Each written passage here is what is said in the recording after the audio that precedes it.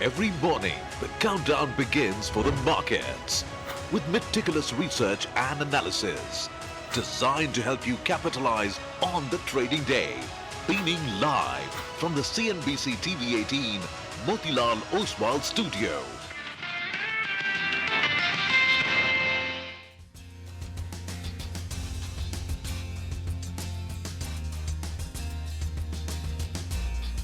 Good morning. You're with us here on a fresh new edition of Bazaar Morning Call. We are coming to you live from the CNBC-TV18 Motilal Oswal studios. I'm Prashant. With me, my colleagues Nigel and Rima. Guys, morning. Morning. Hi, good morning. Once again, we start with the domestic cues on top. Petrol, diesel prices becoming more expensive by 3 rupees. And it's not just the impact on oil marketing companies. It has that cascading impact. Our day-to-day items are transported through deals. So, there's freight costs, etc. That's going to go up. And at some point, it's going to start pinching the consumer and the consumer demand. So that's the top story, I guess. Well, that's right. At the start of this week, we were expecting some measures. And we've heard a couple of measures this week itself. But happy to see that it's Friday is here. So we'll get through the trading session and then get into a weekend, guys. We're going to count the hours, Nigel, today, Friday, no? Too many results. Okay, well, let's just take it from the top then, right? I mean, oil prices, fuel prices have been hiked, and it's about a 3 rupee hike per litre that we have seen come through. And, I would say this is, of course, a very, very soft touch, a soft, gentle, small hike.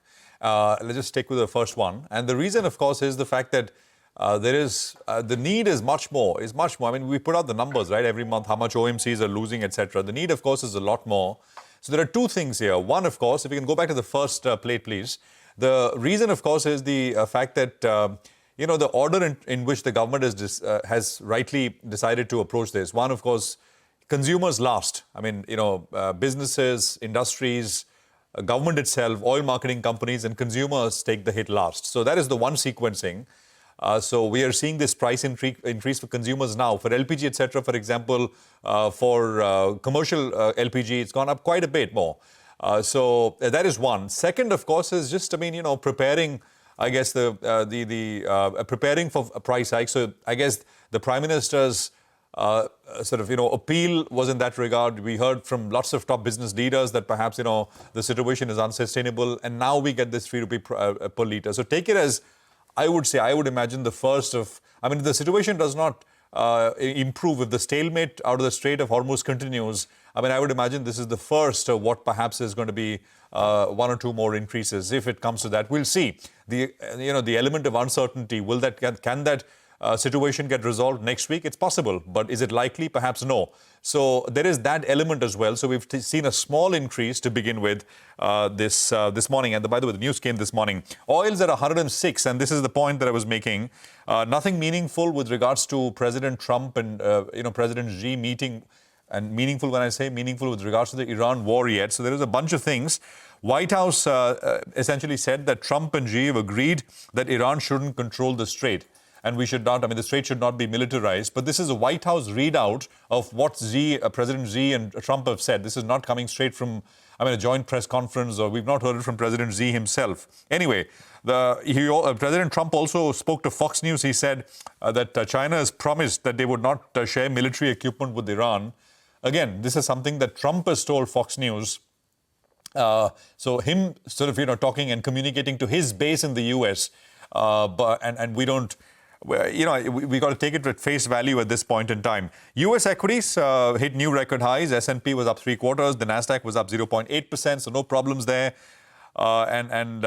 Yield, it's a small move, nothing very large in that sense. Now, the government's further tightened rules as far as duty-free gold imports are concerned. There's a 100 kg limit which has been imposed per license. By the way, this was done back in 2013 as well. So there were 3 measures imposed in 2013. We've done 2 of those 3 this time around. We'll see if there is more coming. As far as gold is concerned, $70 billion India spent last year importing gold. And this is, of course, a measure to save dollars. Of course, the Street is wondering if there is more coming. There is a fair bit of stuff around FII taxation. And all these moves, by the way, to shore up sentiment, shore up dollars, which, of course, in turn, perhaps bring some stability, especially on the rupee front, etc. So there was a story yesterday, and I think it did cause a bit of a bump for equities and bond markets yesterday. But at least for bonds, it faded away. Stocks still traded higher and closed higher. Withholding tax on bonds. When foreigners buy Indian bonds, there's a withholding tax. on the coupon. So to reduce that withholding tax from, I mean, it went from 5 to 20. The talk is it goes back from 20 to 5. So we'll talk more about this. Are there monetary measures perhaps coming? We've heard of lots of things. I mean, we had Soumyakanti Ghosh saying and kind of sort of drawing the parallel between what was done in 2013. Is some of that likely this time around? I mean, I would say yes. We have to be open to the idea that something may come. Back then we even increased short-term rates. MSF went up. But I think that perhaps is, again, there will perhaps be a sequencing and rate hikes a little later rather than, soon enough. But and we're not talking about this stuff far into the future. I mean, it's got to happen. It's got to happen, I think, in the next, 5-10 days or so. In terms of news flow, there is a fair bit. And this is important for the Adani Group stocks. Bloomberg putting out the story that US authorities are moving to end the cases against Gautam Adani. This is consequential for Adani stocks. Maybe the market had a whiff of it. If you look at April and what stocks have done across the board, Adani stocks, they're up between 15 and 20%. And of course, if you take a look at where stocks have come up from the lows in April, it's between 50 and 70%. So we've had a very, very sharp move. But this is very important, fundamentally important as far as the Adani pack is concerned. The Nifty resistance and the support levels will come up. We are at 24,482, which is the resistance on the upside, which is the recent high. The recent low is 23,262. Again, ranged is that some days you get these large moves like we had yesterday to begin the session. So that's the picture. GIFT Nifty gives you a quick sense of how we're likely to start. It's about 30-odd points lower to begin the day. It's a Friday, so you go into the weekend and there'll be a fair bit of headline watching in that sense. Well, Friday itself, that is later today evening, perhaps, will we see something? It's known to be a hotbed of news flow and activity, and I mentioned some of the stuff which the street is expecting. So, I mean, I think there is widespread expectation that in the next few days, not many days, perhaps, we will see some of that come through. Nigel has walked across the wall with the F&O positioning and cues. Nigel, take it away. Well, the big takeaway for me in the last 24 hours is that the central government and the regulators are not just keeping an eye out. There's also action that's happening on ground. Whether you talk about the FI outflows or whether you talk about the finances as well at the central government. And we started this week with the expectation that we'll see a couple of measures. So now we have the central government that's not only looking, but they're also actioning. Petrol and diesel prices have been hiked by around 3 rupees per litre. Yes, the magnitude is small, but it's a step in the right direction. And I guess we're bracing for more such hikes. We've already seen some kind of restrictions with regard to import of gold. So, if both these two measures are what we're likely to see in terms of direction-wise, then we'll be looking forward to more such measures. And if you look at the Indian rupee, all through this week, it's just ignored all these measures.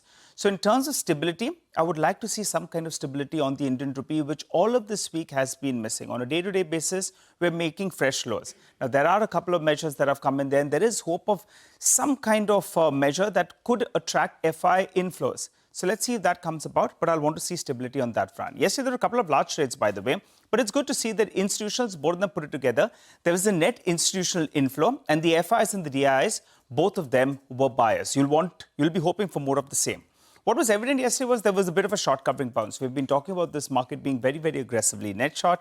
And yesterday in a live market, you saw the Nifty open interest was down. The Nifty Bank open interest as well did come down. And that perfectly tallied with what we saw with regard to the FIs. So the FIs, well, the short position came down by around 10,000 contracts. There was some marginal long addition in trade yesterday. So the swing factor yesterday was around 12,000 contracts. Remember, the FIs are still aggressively net short with 88% of their positions on the short side. And yesterday, actually, the FIs got stuck on the wrong foot because there was covering in the futures market. And also, the calls that were written earlier, they got unwound in yesterday's trading session. That's the call writing that we saw. Well, there was put writing that came back into play in yesterday's trade. And the reason that we saw such a big put, build up on the put side is because a couple of strikes are active. 23,700 put, just take a look at that. Good amount of open interest built up. 23,600 put as well. Between both of them, they added close to around 60 lakh shares. So the bulls believe that maybe the recent lows can get protected. So in terms of levels that you're looking at, well, resistance comes in at around this 23,900 odd mark. I say that because there was some writing at around the 23,700 call. So that's why you'll be seeing some kind of resistance coming in at this mark.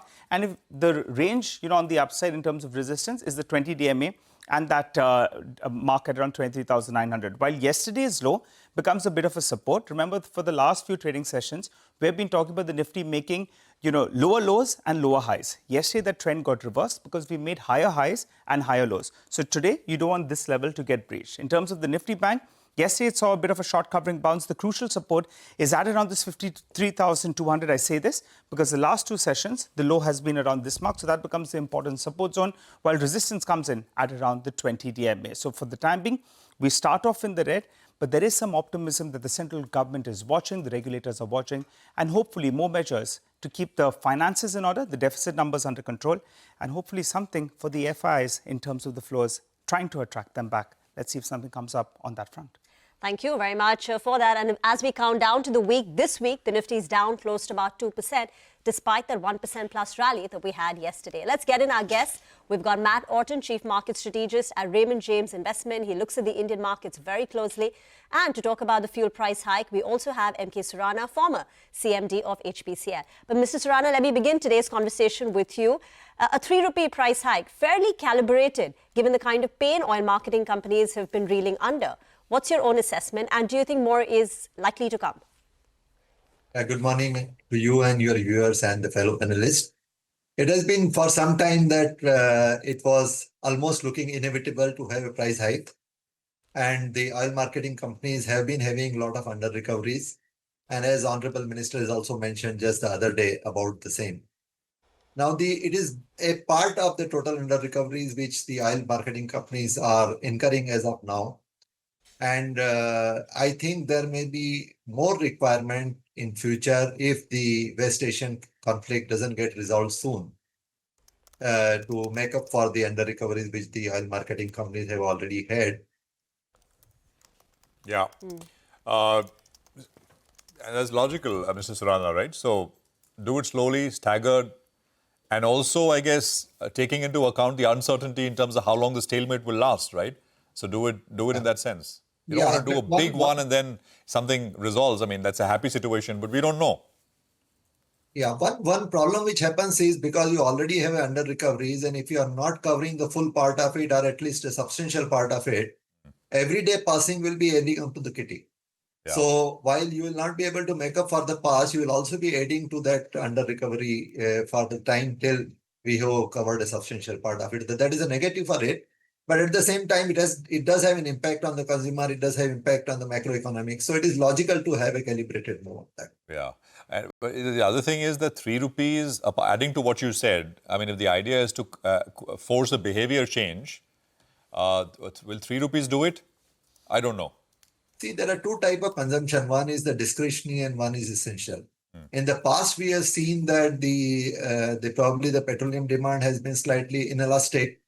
But the price hike coupled with the appeal which Honorable Prime Minister has made, I think may have some impact because there will be consciousness on the part of it, just not only for the budget, but also otherwise.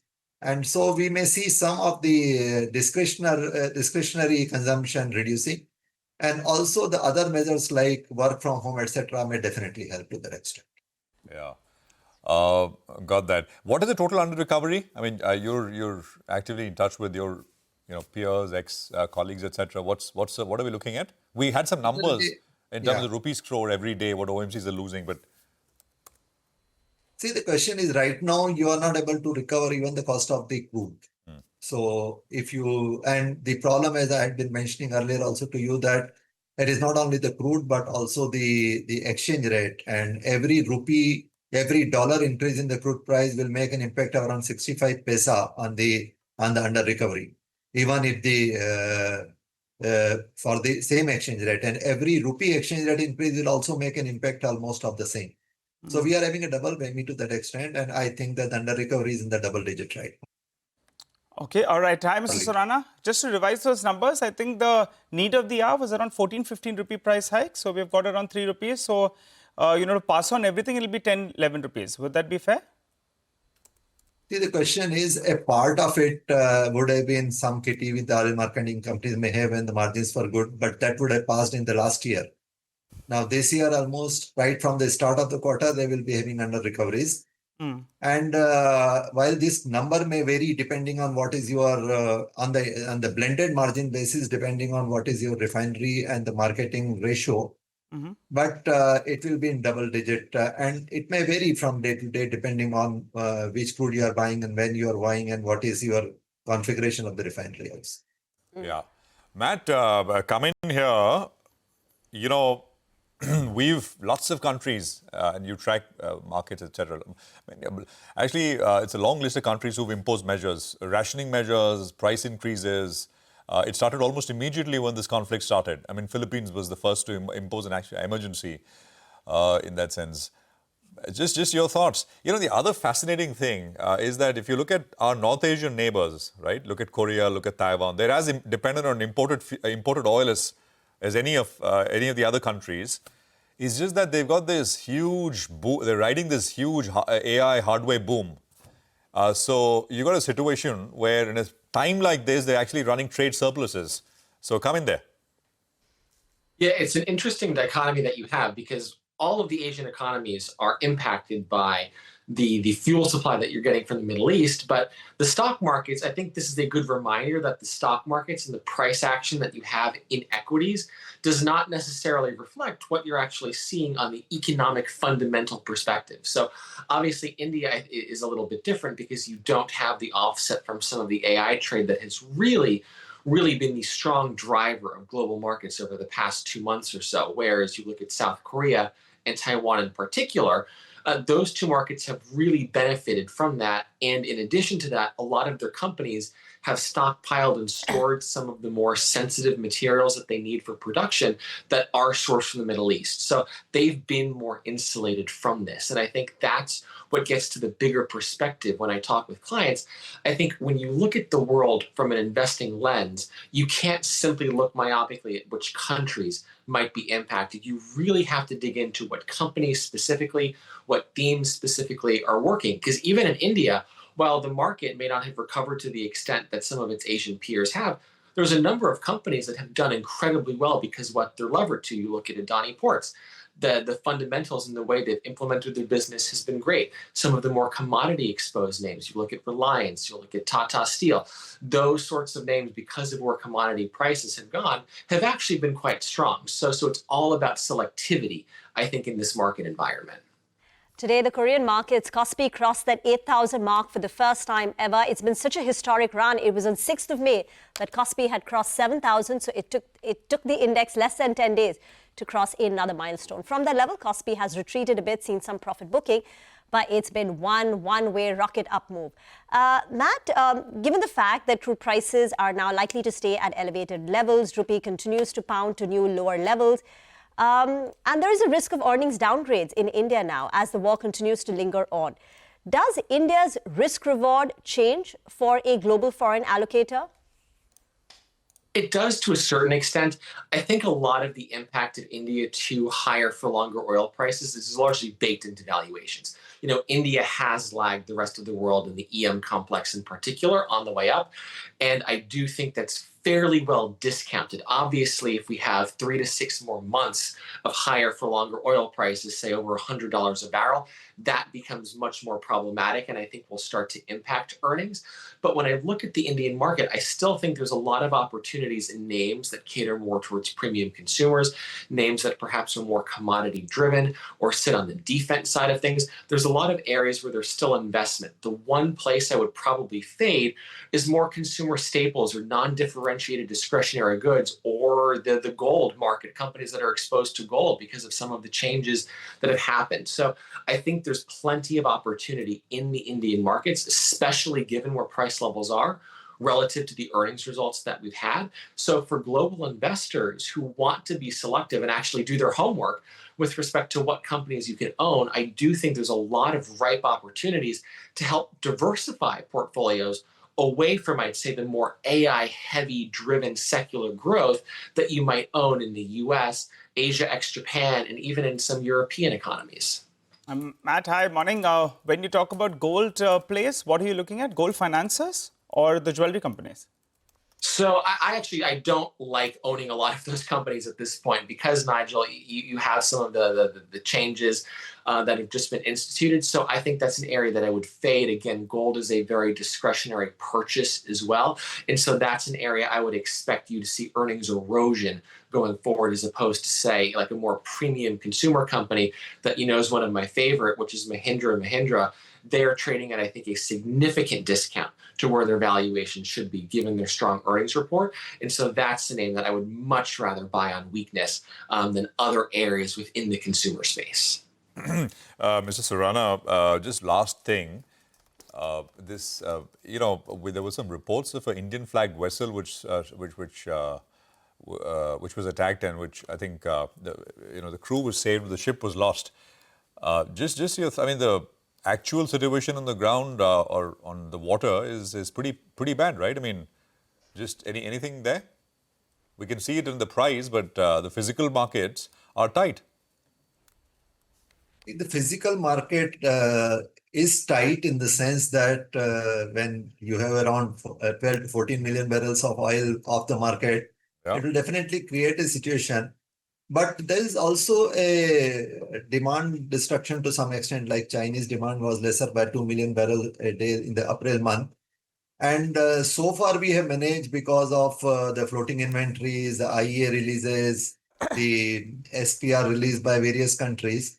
But if we are not solving this problem soon, it will be an issue. But at the same time, still, I don't think that availability of the crude as such is going to be that much of an issue. It is more to do with the price and the foreign exchange management as of now. But if it goes very long, yes, the availability may be an issue. But because some other measures like removing the sanction on Russia or Venezuela coming into the picture, that has helped to that extent. Thank you. Mr. Surana, as of now, is the key operative word in the times that we're living in. Thank you, Ahmad and Mr. Surana, for joining in. Always a pleasure to have you on top of the show. Thank you. All right, let's get to the interactions then we've lined up on the show today. So first up, 8:35, the management of Allied Blenders and Distillers will be with us. 9 a.m., Gaurav Malhotra of Axis Capital. We'll talk about the telecom sector. Big rally in Bharti yesterday. 9:20, Trideep Bhattacharya of Edelweiss AMC will be the market master for the day. 9:30, the management of Torrent Power. Following that, JSW Steel will chat with us at 9:40, 9:50. We've got the management of Muthoot Finance on Q4 numbers. 10 o'clock, the management of Vishal Mega Mart. And finally, at the end of the show at 10:15, we'll get you the management of Wellspan Enterprises. An absolutely packed day today. Lots of management. Well, that's right. We'll slip into a short break. On the other side, we go full tilt on stock-specific action that we're looking at our top 10 segment. We're looking at OMCs, City Gas Distribution Companies, JSW Steel, Tata Motors PV, United Spirits, Muthoot Finance, Siemens, Endurance Tech, and Global Health. 9 out of 10 will be reacting to positive news flow, while Voltas could be the sole stock that will be reacting to negative news flow. Take that break, come back. We get into further detail on all of these names.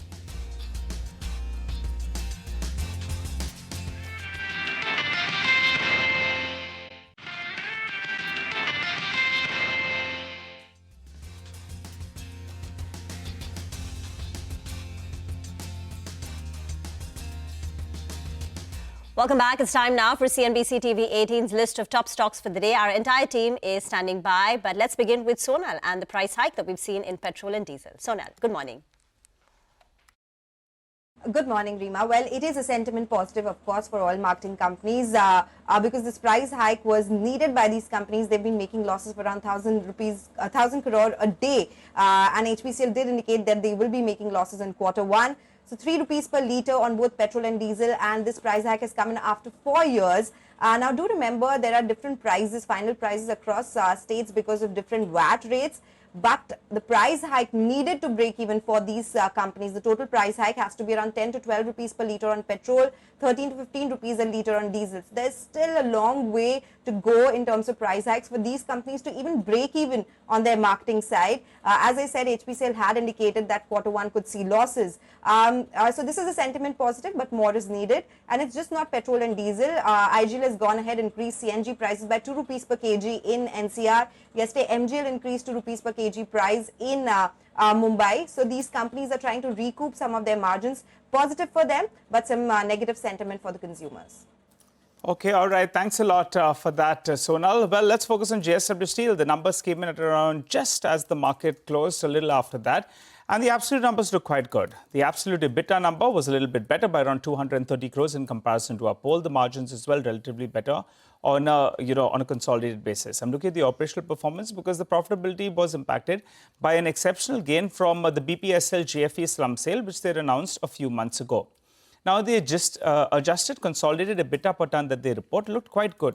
Big improvement is what we saw on a sequential basis as well as on a year-on-year basis, and the street will like that because the higher realizations, they definitely played out, and they more than offset the higher cost of coking coal that went up by roughly around $10 to around $15 per ton and will go up from here on.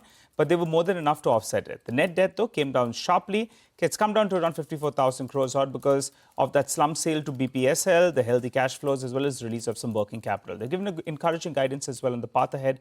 So the stock has already been quite strong, but expecting it to open up in the green. Commentary is good, and the past quarter's numbers good. Hopping across to Sudarshan, tell us about Tata Motors PV, Sudarshan. It was looking a good set of earnings, especially on the standalone business segment. Both revenue and margin have seen an improvement.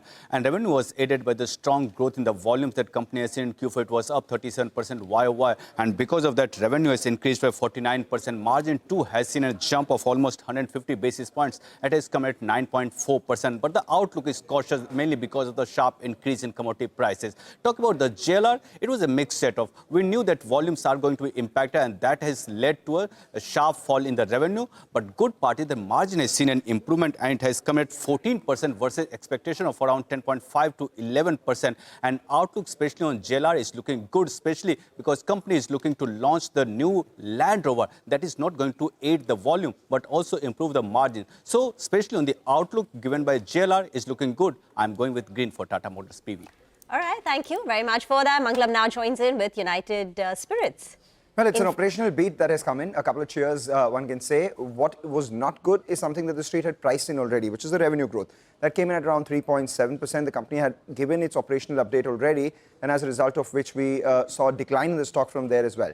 But what's positive is the EBITDA, which has come in at 593 crore versus street expectations of 557 crores. And the net profit also is a good 100 crore beat. Why is that? Because one, gross margin increased by about 300 basis points. EBITDA margins improved by about 200 basis points. Add to that, we had a benefit of other income and also lower effective tax rate that led to the big beat on the bottom line. Volumes, they were down about 5.6% on an overall basis, with P&A volume being down about 3.1% and popular volume being down by about 16%. But that was pretty much what was anticipated, largely because, remember, this is the first full quarter of the Maharashtra-made liquor policy, impact, and also in the base we had the Andhra route to market changes. If you adjust for that, the volume growth is actually 8.5%.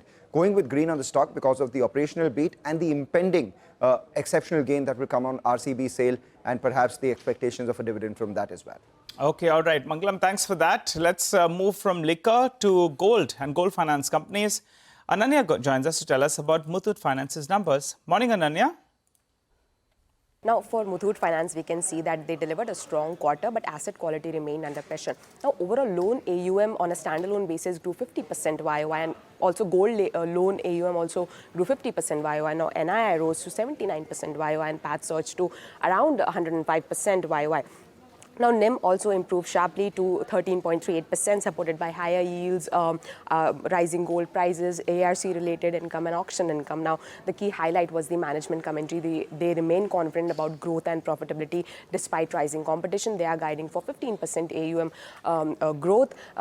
This may be recalibrated going forward, keeping in mind the market conditions. Now, gold tonnage declined due to competition, periodic loan churn, and higher gold prices, reducing collateral needs. Now, management said that the portfolio LTV is around 57% and lending up to 85% LTV does not pose significant risk. Now, customer count declined mainly in sub 30,000 borrowers, while higher ticket size additions remain healthy. Now, on the asset quality, the rise in stage 3 asset was largely due to technical reasons, due to RBI's borrower level NPA recognition rather than any underlying stress. Now, overall margins remain healthy, 3.5% ROA guidance, and overall the branch expansion will support the growth for Muthoot Finance going forward. All right, thanks very much, Ananya, for that. Well, Siemens Energy is the one we want to focus on next. Vinny is here with details. Vinny, morning. Hi, good morning. So they reported their Q2 numbers. Q2, why? Because it's September year-end, which the company follows. So in terms of the March quarter, they managed to see a growth of around 27% in terms of revenues. What led to the growth? Two segments, right? Power transmission, power generation. Power transmission has been doing well, so that strong growth continues in the segment. But power generation, that's made a comeback and has seen a very strong growth of 28.75% on a year-on-year basis. Apart from that, when you look at it in terms of margins, that has seen an expansion. Margins were driven by higher export mix that they have. Execution was improved in operating leverage. All this played out for the company. In terms of demand trends, what the company highlighted that they've seen strong demand in the domestic market in electrification, energy security, and decarbonization. Opportunities in export, that also continues to be very good for the company. So overall, they've seen good growth in both the segments. Now, 2 points that I would like to highlight, or a concern that comes in. Power transmission EBIT margin, that's come off a bit, right? We're seeing a slight bit of a contraction in terms of the margins on that front. Apart from that, cash flow from operations, that's come off. Why? Because there is higher build-up in terms of inventories, receivables. All those are some of the issues that have come in during this quarter. But apart from that, it was strong numbers. Order inflow continues to be strong for the company. So revenue visibility continues to be there. We'll wait out maybe for more commentary that comes in. But as of now, good numbers. We could see some bit of a green here. Thank you very much for that. Upasana joins in with more on Voltas. Well, overall, it was a weak set, and the key drag here is the company's reported UCP margins, which were very weak than what the street was anticipating. Now, result was, if we talk about the result, the revenue was largely in line, but EBITDA margin and PAT was below our poll. Now, revenue growth stood at just about 3%, which was largely in line with our poll, and EBITDA margin was down 250 basis points at 4.5%, which was largely led by 490 basis points a decline in the company's UCP business and even 340 bips decline in company's engineering services business. Now, company says that the margin decline has been mainly due to the increased commodity cost and even the foreign exchange shock that the company has seen. Now, gross margins, they are down 80 bips at 20.4%. PAT has also seen a downtick of 51%. Now, if we compare the performance of Blue Star versus Voltas, Blue Star certainly outperforms in terms of its UCP margins. The Voltas and Blue Star UCP revenue stands at the same level, that is, revenue uptick of 1% is what both of them have reported. But in terms of margins, it's nearly half that the Voltas has reported to what the UCP margins the Blue Star has seen.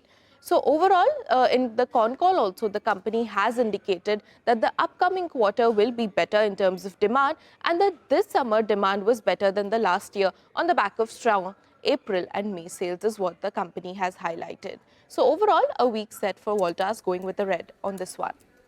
Okay, thank you very much for that. But the company is saying that demand has been good in the month of April and May. So maybe the street could also choose to look ahead. Sudarshan now joins a bit more on endurance tech.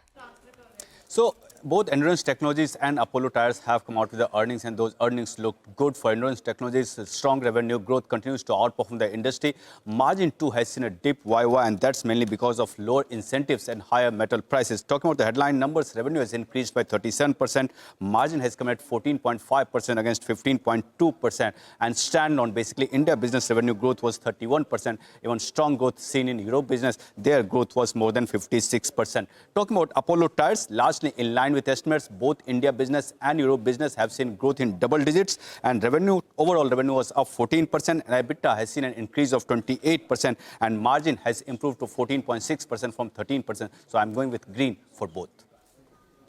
Okay, all right. Thanks, Sudarshan, for that. Let's go to Ekta. She's here to tell us about global health. Morning, Ekta. Well, yes, Medanta, I expect the stock to be in the green. Good set of numbers. Revenue was up 24.5%. Margins improved on a sequential basis. And the profit was better on a year-on-year as well as sequential basis. It was, in fact, the highest ever quarterly income for the hospital this quarter. Then Noida Hospital saw lesser EBITDA losses as well at 23.6 versus 32 crores year-on-year. Occupied beds rose 18% with occupancy at 61%, and the average revenue per occupied bed was up around 5% on a year-on-year basis as well. Okay, all right, Ekta, thanks for that. Going across to Manisha Gupta now, who's joining us to tell us about all that's happening in the commodity markets. Morning, Manisha.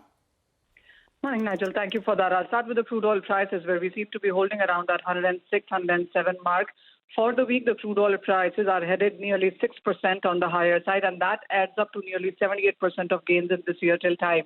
Well, the U.S.-Iran peace talks are stalling, but the U.S.-China talks seem to be focusing on Strait of Hormuz and trade, and that is what the markets will watch out for.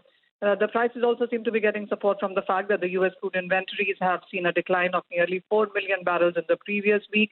There are various reports of Iran personnel seizing ships off the UAE. Indian cargo vessel carrying livestock from Africa to UAE has sunk. So all of these factors are continuing to add more support into the prices. The latest number that also has come in from the OPEC suggests that the production has declined by 30% from OPEC members since Iran war. The Saudi Arabia oil output it is at a 1990 lows. So these supply concerns is something that the crude prices are working with. But when it comes to metals, well, it is a strong week for many of these as well. Copper is up 3% on week, aluminum up 5%, zinc is up 4% as well. So when it comes to energy and base metal prices, this is a week that is ending much on the positive side. Okay, all right. Thanks very much for that. Well, that's commodities, and we'll talk more as we go along. But let's get to the management of... we'll take a quick commercial break here. We'll have the management of Allied Blenders with us on the other side. So stay tuned. Alok Gupta of the company with us on the numbers and, of course, the corporate action as well. Coming up.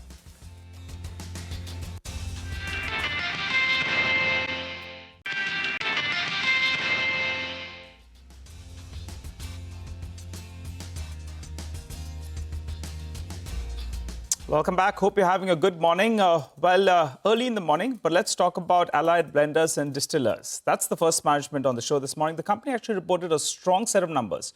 Good revenue growth, margin growth as well. PAT, though, was impacted because of higher interest as well as higher income tax expense. Otherwise, operational performance was quite good. We're joined by Mr. Alok Gupta, the managing director at Allied Blenders on the show. Hi, Mr. Gupta. Good morning. Good to see you win. Well, it's been a good finish to the year, but give us the broad targets for FY27.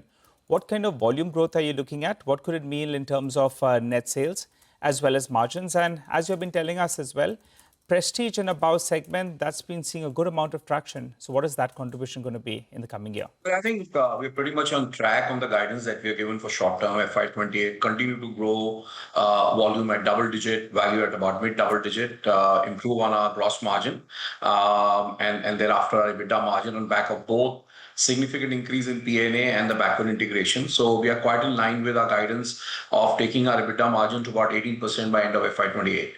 Okay, all right. So, but in the near term, you want to give us the 27 number, and also if you could tell us what is this purpose of doing the QIP? Is it just to bring down the promoter holding to meet the norms? And by when do we expect the launch? So first, an outlook on FY27, and then give us some color on the QIP. So I think FY27, again, I think our outlook remains the same. We see a strong volume and value growth.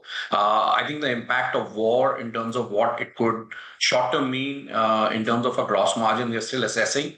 But our outlook for the year is that we should be able to finish our EBITDA margins in line with our guidance. As far as QIP is concerned, it's enabling provision. I think we are on a strong capex journey. We've identified several areas in terms of where we'll not only get raw material security, but we'll also get gross margin improvement. So it's an enabling resolution, and we are hopeful that the way our capex program is moving over the next couple of quarters, we should be able to actualize this QIP. But it all depends on how the capex programs come along. Right. Mr. Gupta, hi. Good morning. So, could you give us some color, if you can, on this utilization, capex, and perhaps acquisitions as well? Well, largely it's capex is to look at raw material security in terms of ENA, in terms of malt. FY29, we're also looking at entry into the Indian single malt. We are looking at significant investments in terms of maturation, which would require the right kind of warehousing. We are also looking at significantly at automation to bring in sort of significantly better labor productivity. We are also looking at bottling expansion in UP, in Andhra and Punjab. And the idea is that we increase the number of our own bottling unit with extremely high levels of automation. So larger program is more around productivity and supply chain security. This Keon Blenders, what does it do for your backward integration? Kion Blenders is a distillery in the state of Andhra Pradesh, which is a significantly large market for us. We are looking at setting up a 200 KLPD plant there, which is a dual mode plant, which allows us to both participate in ENA, which is captive, and also in the ethanol space. And the idea is to be able to use our own ENA, and we are also in the process of setting up a bottling plant in Andhra and use our same ENA, our own ENA, and our own bottling, and to improve our gross margin significantly there, both on account of the margins that will come from our own ENA, our own bottling. Mr. Gupta, morning. Rima here. What is your own assessment of the contribution of PNA, premium and above, by the end of FY27? Currently at about 47% by volume and close to 55% by value. I think if all goes well, we should be able to cross 50% in FY27 in terms of volume and hopefully close to 60% in terms of value. Okay, and 70 to 80% medium term, long term guidance stays, the PNA contribution in terms of value, that you should get to, say, in the next 2 to 3 years. My sense is that the volume salience is going to be range bound between 50 and 55%, but we should see a significant change in terms of value because the portfolio that we built in ABD Maestro, which is our luxury subsidiary, is doing exceedingly well. And the growth that will come on our luxury portfolio is unlikely to impact the volume mix, but the value mix will significantly change. So I would say 70-75% share of value coming from PNA over the next 2 years is definitely a possibility. Okay, got that. And you brought down your debt in the year gone by. Do you have plans to further deleverage? What is the net debt you're looking? Yeah. We have a capital policy in place, and idea is to ensure that our entire capex program is working within that capital policy, and we are exploring all options in terms of means additional equity infusion. As you see in the enabling resolution, it could be a combination of both debt and equity. But I think where we are quite focused is to make sure that our financial KPIs that we've even announced in our guidance, we stay well within those financial KPIs. Okay, quick word then in terms of the sales mix. Whiskey is bulk of your sales, right? 90%, but you all have been, flirting around with some small launches as well, which are quite interesting. Packaging at least is quite interesting out there. What's the goal in terms of whiskey contribution to the total pie? Will it continue to remain dominant to this extent of 90-91% or thereabouts? And also brief word on Bihar. There is some speculation and some hope that probably Bihar opens up yet again. You can have a drink legally over there. Did you all have any exposure there? Will it make any kind of change to your business? Well, when Bihar was operating, nearly 10% of our volume were coming from Bihar. So if Bihar does open, I think it's definitely a big positive for ABD. We are closely watching the situation. Obviously, some little bit of work is happening in anticipation, and that if Bihar was to reverse the prohibition, how quickly we can get to the market, either in terms of bottling within the state or outside of state. Of course, it will all depend on the policy. So yes, Bihar will be a definitely thumbs up for our business. So that's really where we are on Bihar. And the whiskey contribution? That continues? Whiskey contribution, I think what we're seeing in terms of consumption trend from a consumer point of view is that the non-whiskey salience, non-whiskey flavor growth is higher than whiskey growth. And therefore, there are two important pivots that we are planning to do this year. One in the southern market is to have a significant presence in the brandy segment. We've been able to get our approval for OC brandy, the repriced slab in Andhra, and we see another million case brand in making there. So we will see some interesting work in the brandy space. Rum is a bit of a far cry for us, but definitely in this year we'll see some contribution coming from brandy. Well, it's a pleasure talking to you, Mr. Gupta. Thanks for joining in, giving us a crisp and stiff drink this morning. Investors are going to be keeping an eye out on all these numbers you've given us, and we'll be keeping an eye out on a probable QIP. You're telling us as of now is just an enabling resolution, but you'll have to go and see, in the time to come, whether or not you raise some money. Have a good day ahead. Thanks for giving us that guidance. No worries. Thank you.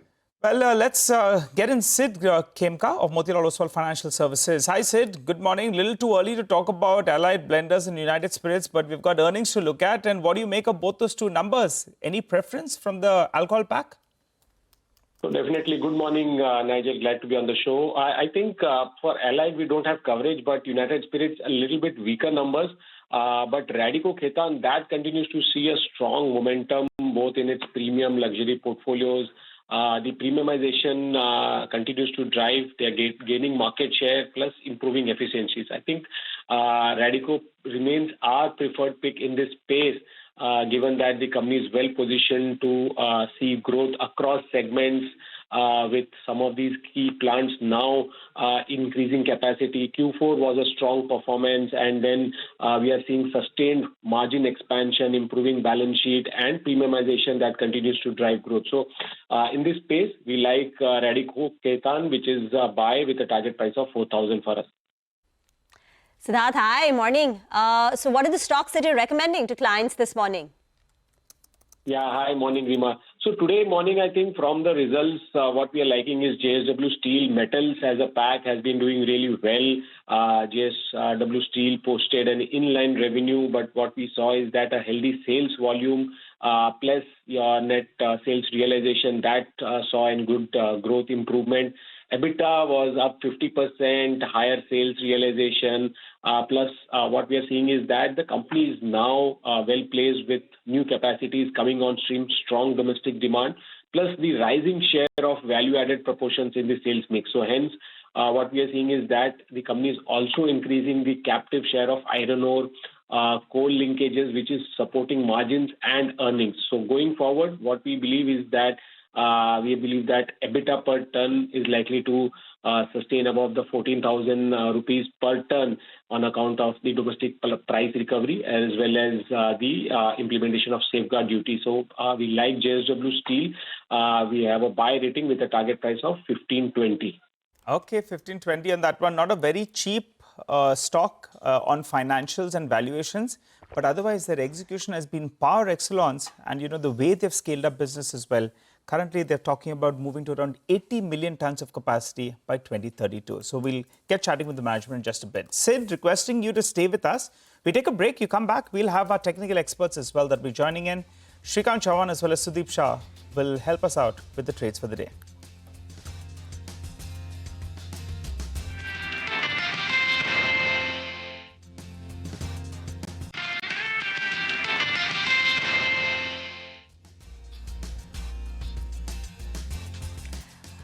Welcome back. Let's go across now to Hormis. He's going to tell us more on the Adani Group stocks. The US authorities are reportedly moving to resolve the fraud cases against Gautam Adani and Sagar Adani, with the Justice Department likely to drop criminal charges and Securities and Exchange Commission, that's the SEC, expected to settle a civil case. Now, this could be a big positive for the Adani Group stocks, lifts a legal overhang. Hormis joins in with the details. The developments are multiple news reports. It's a big development indeed for the Adani Group. It's a report from the Wall Street Journal, from the New York Times as well. And what the New York Times is saying is that the US Justice Department is indeed planning to drop charges against Gautam Adani. And what the US prosecutors had said back in November 2024 when he was indicted is that there was an elaborate bribery scheme involving corruption and fraud at the expense of US investors. That has now reversed, and now the prosecutors are planning on dropping the charges. Now, why has this happened? According to the report, now Gautam Adani has hired a new legal team that is led by Robert J. Giuffra Jr. And who is he? He's one of US President Donald Trump's personal lawyers, and he's also the co-chairman of the prominent firm Sullivan and Cromwell. Now, according to that New York Times report, there was a meeting that was held at the US Justice Department headquarters last month where Giuffra presented a 100-slide presentation in which he mentioned that the prosecutors lack basic evidence against the Adani Group, and the proposal that was made was that Gautam Adani is willing to invest around $10 billion and create 15,000 jobs in the US economy. Of course, that was a promise or a pledge that he had made even during Donald Trump's election win back in 2024. Now, a separate report from Bloomberg is saying that Adani is in talks for a $15 to $20 million settlement for a civil fraud case that was brought in by the US SEC and others, and they are also nearing an agreement to pay $275 million to settle a separate Office of Foreign Assets Control probe, which is likely to be resolved through a settlement as well. Now, there was a separate exchange filing that was made by Adani Green Energy on the NSE earlier this morning, where they said that both Gautam and Sagar Adani have filed for a request for entry of final judgment on consent, and that has been filed before the US Eastern District NY Court, and the company is not party to proceedings and no charges have been brought against it. That was a filing made by Adani Green Energy. Of course, most of these group companies, in line with the rebound seen in the market, have gone up anywhere between 10% to as high as 30% over the last 1 month. Got it. Okay, all right. Thanks for that, Hormuz. Getting back to Sid. Sid, what do you make of these Adani Group companies? They've seen a big run. Appears a bit of a tailwind this morning. What's your take on it? And if you have any word on the cement names that I track, Ambuja Cements, it's been actually a bit of an underperformer. Your pick of the pack.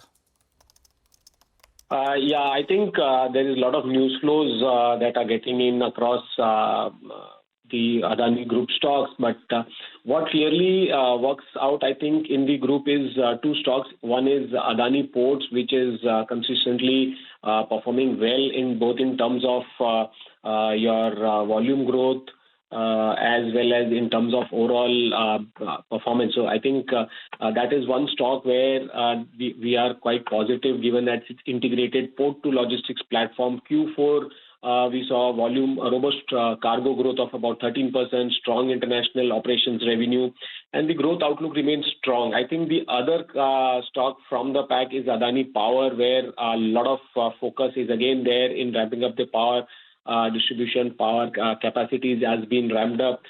Plus the overall theme on the power demand rising over the years. I think these two stocks can be in focus in the Adani Group. Okay, Siddharth, what about oil marketing companies? A 3 rupee price hike has come through. Some will argue it's not enough given the pain that they've been reeling under for so long now. But still, a price hike is a price hike and it's 3 rupees. So they've done it in a calibrated, phased manner, and maybe there is more to come. Who knows in the future if the war lingers on. But as of now, what's the call on CGDs, city gas distribution companies and oil marketing companies?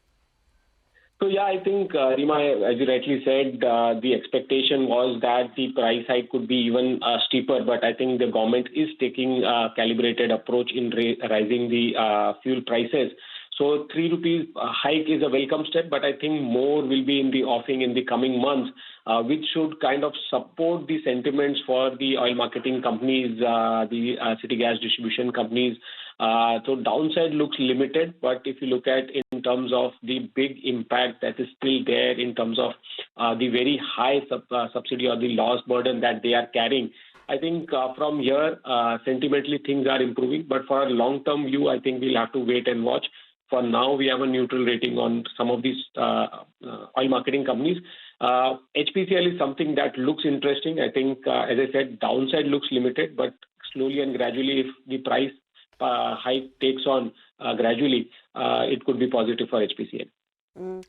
The government yesterday also, Siddharth, tightened the compliance norms for gold imports under the Advanced Authorization Scheme. So they've now introduced stricter quantity caps, physical verification requirements, periodic reporting of obligations. So there's just a lot more scrutiny now of gold imports. Do you think the pressure on gold jewelry companies continues? So yeah, I think that's another step after the duty hike that they have taken, and on back of that, there could be some pressure sentimentally. But what we also understand is that a lot of these jewelry companies, they kind of import from the already approved list, and hence we see limited impact for them in the near term because of this policy that government has brought in. I think this is largely to avoid misuse of this policy, and I think some of these large nationalized players like Titan, Kalyan, Senco, I think they are largely remain unaffected, but sentimentally the curbs could keep these stock prices under pressure. Siddharth, we need to slip into a very short break. We'll come back and continue conversation with you. We'll also invite our technical experts, Shrikant Chauhan and Sudeep Shah, on the show.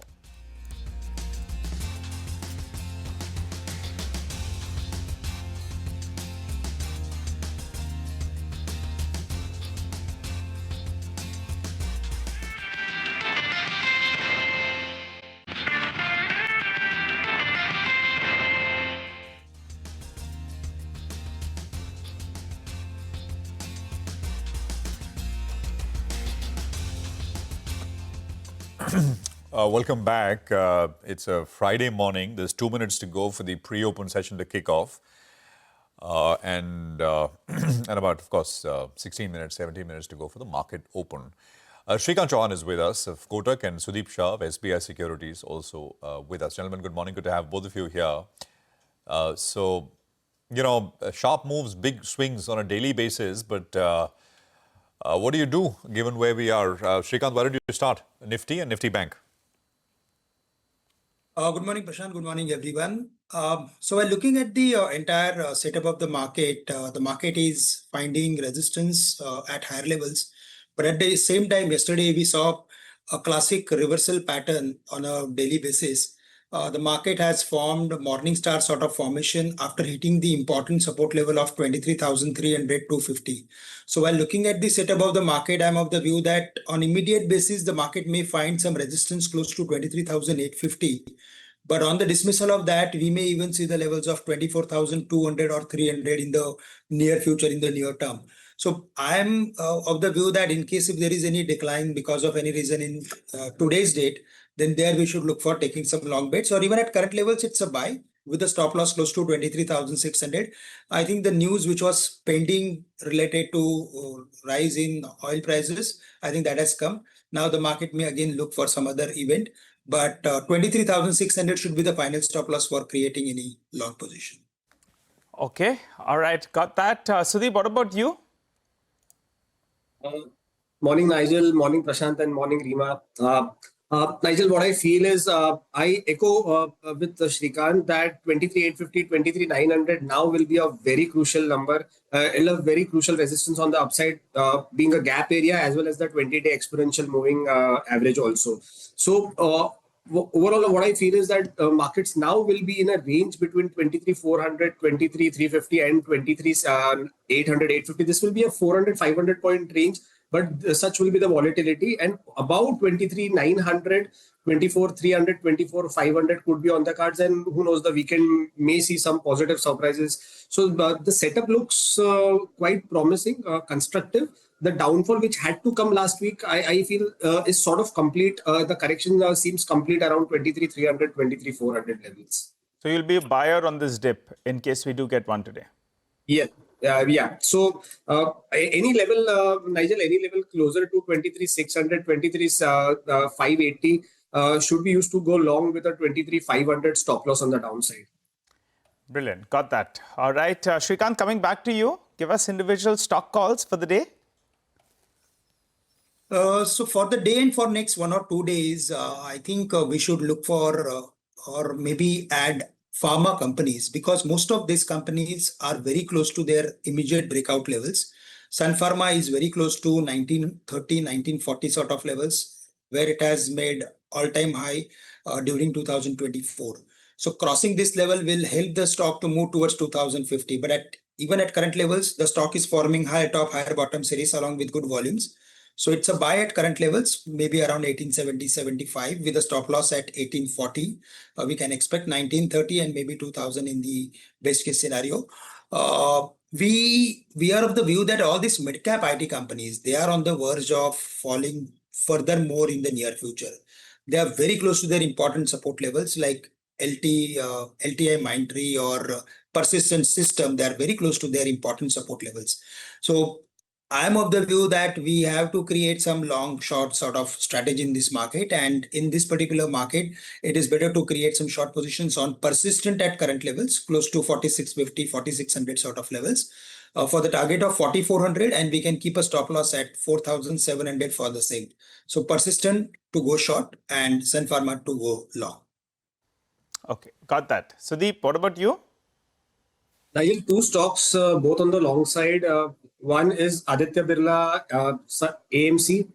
Here we are seeing some kind of consolidation in the last 15 days. Despite the correction in the market, this stock has not corrected. And yesterday on the first opportunity, we have seen a decent green candle taking support from the 20-day exponential moving average. So from the current levels, this stock could be bought with a stop loss at 1,030 and a target of 1,110 on the upside. The second stock that I like is Nykaa. Here also there has been, the weekly charts are quite constructive, quite strong.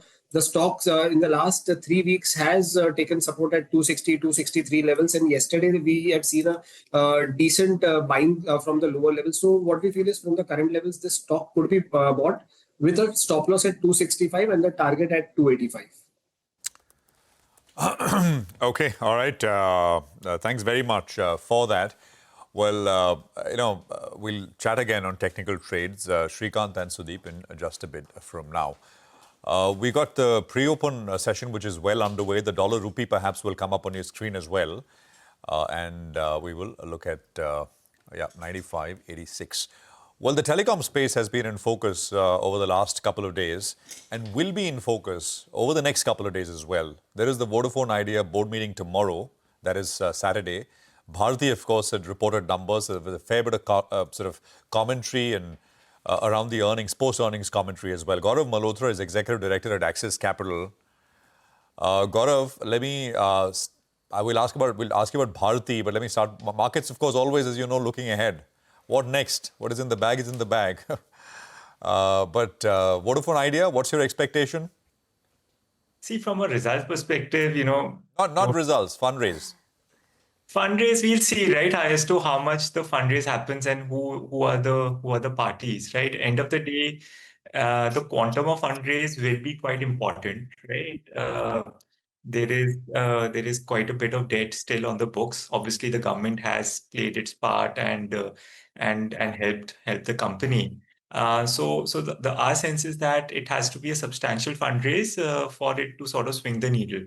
Right. And when I say swing the needle, from the perspective of the company's ability to do meaningful capex to try and bridge the gap which has formed on its network quality versus versus the other two players. Who will put in money? It can't be 1 or 2,000. What are you looking at? We're just spitballing here. So what could be the numbers? Maybe like $1 billion or something is what could swing the needle to an extent, right? Because end of the day, to put things in perspective, 45,000 crores is what the company plans to spend on capex over the next 3 years. So roughly around 10,000 crores of equity, and then the remaining can be debt. The company has been trying to raise debt to fund its capex. Maybe a little bit of an equity would sort of help them put that debt over the hill. $1 billion in equity, right? And yeah. Again, just thinking out loud, this is, to your mind, where this will come from where? The promoter, Mr.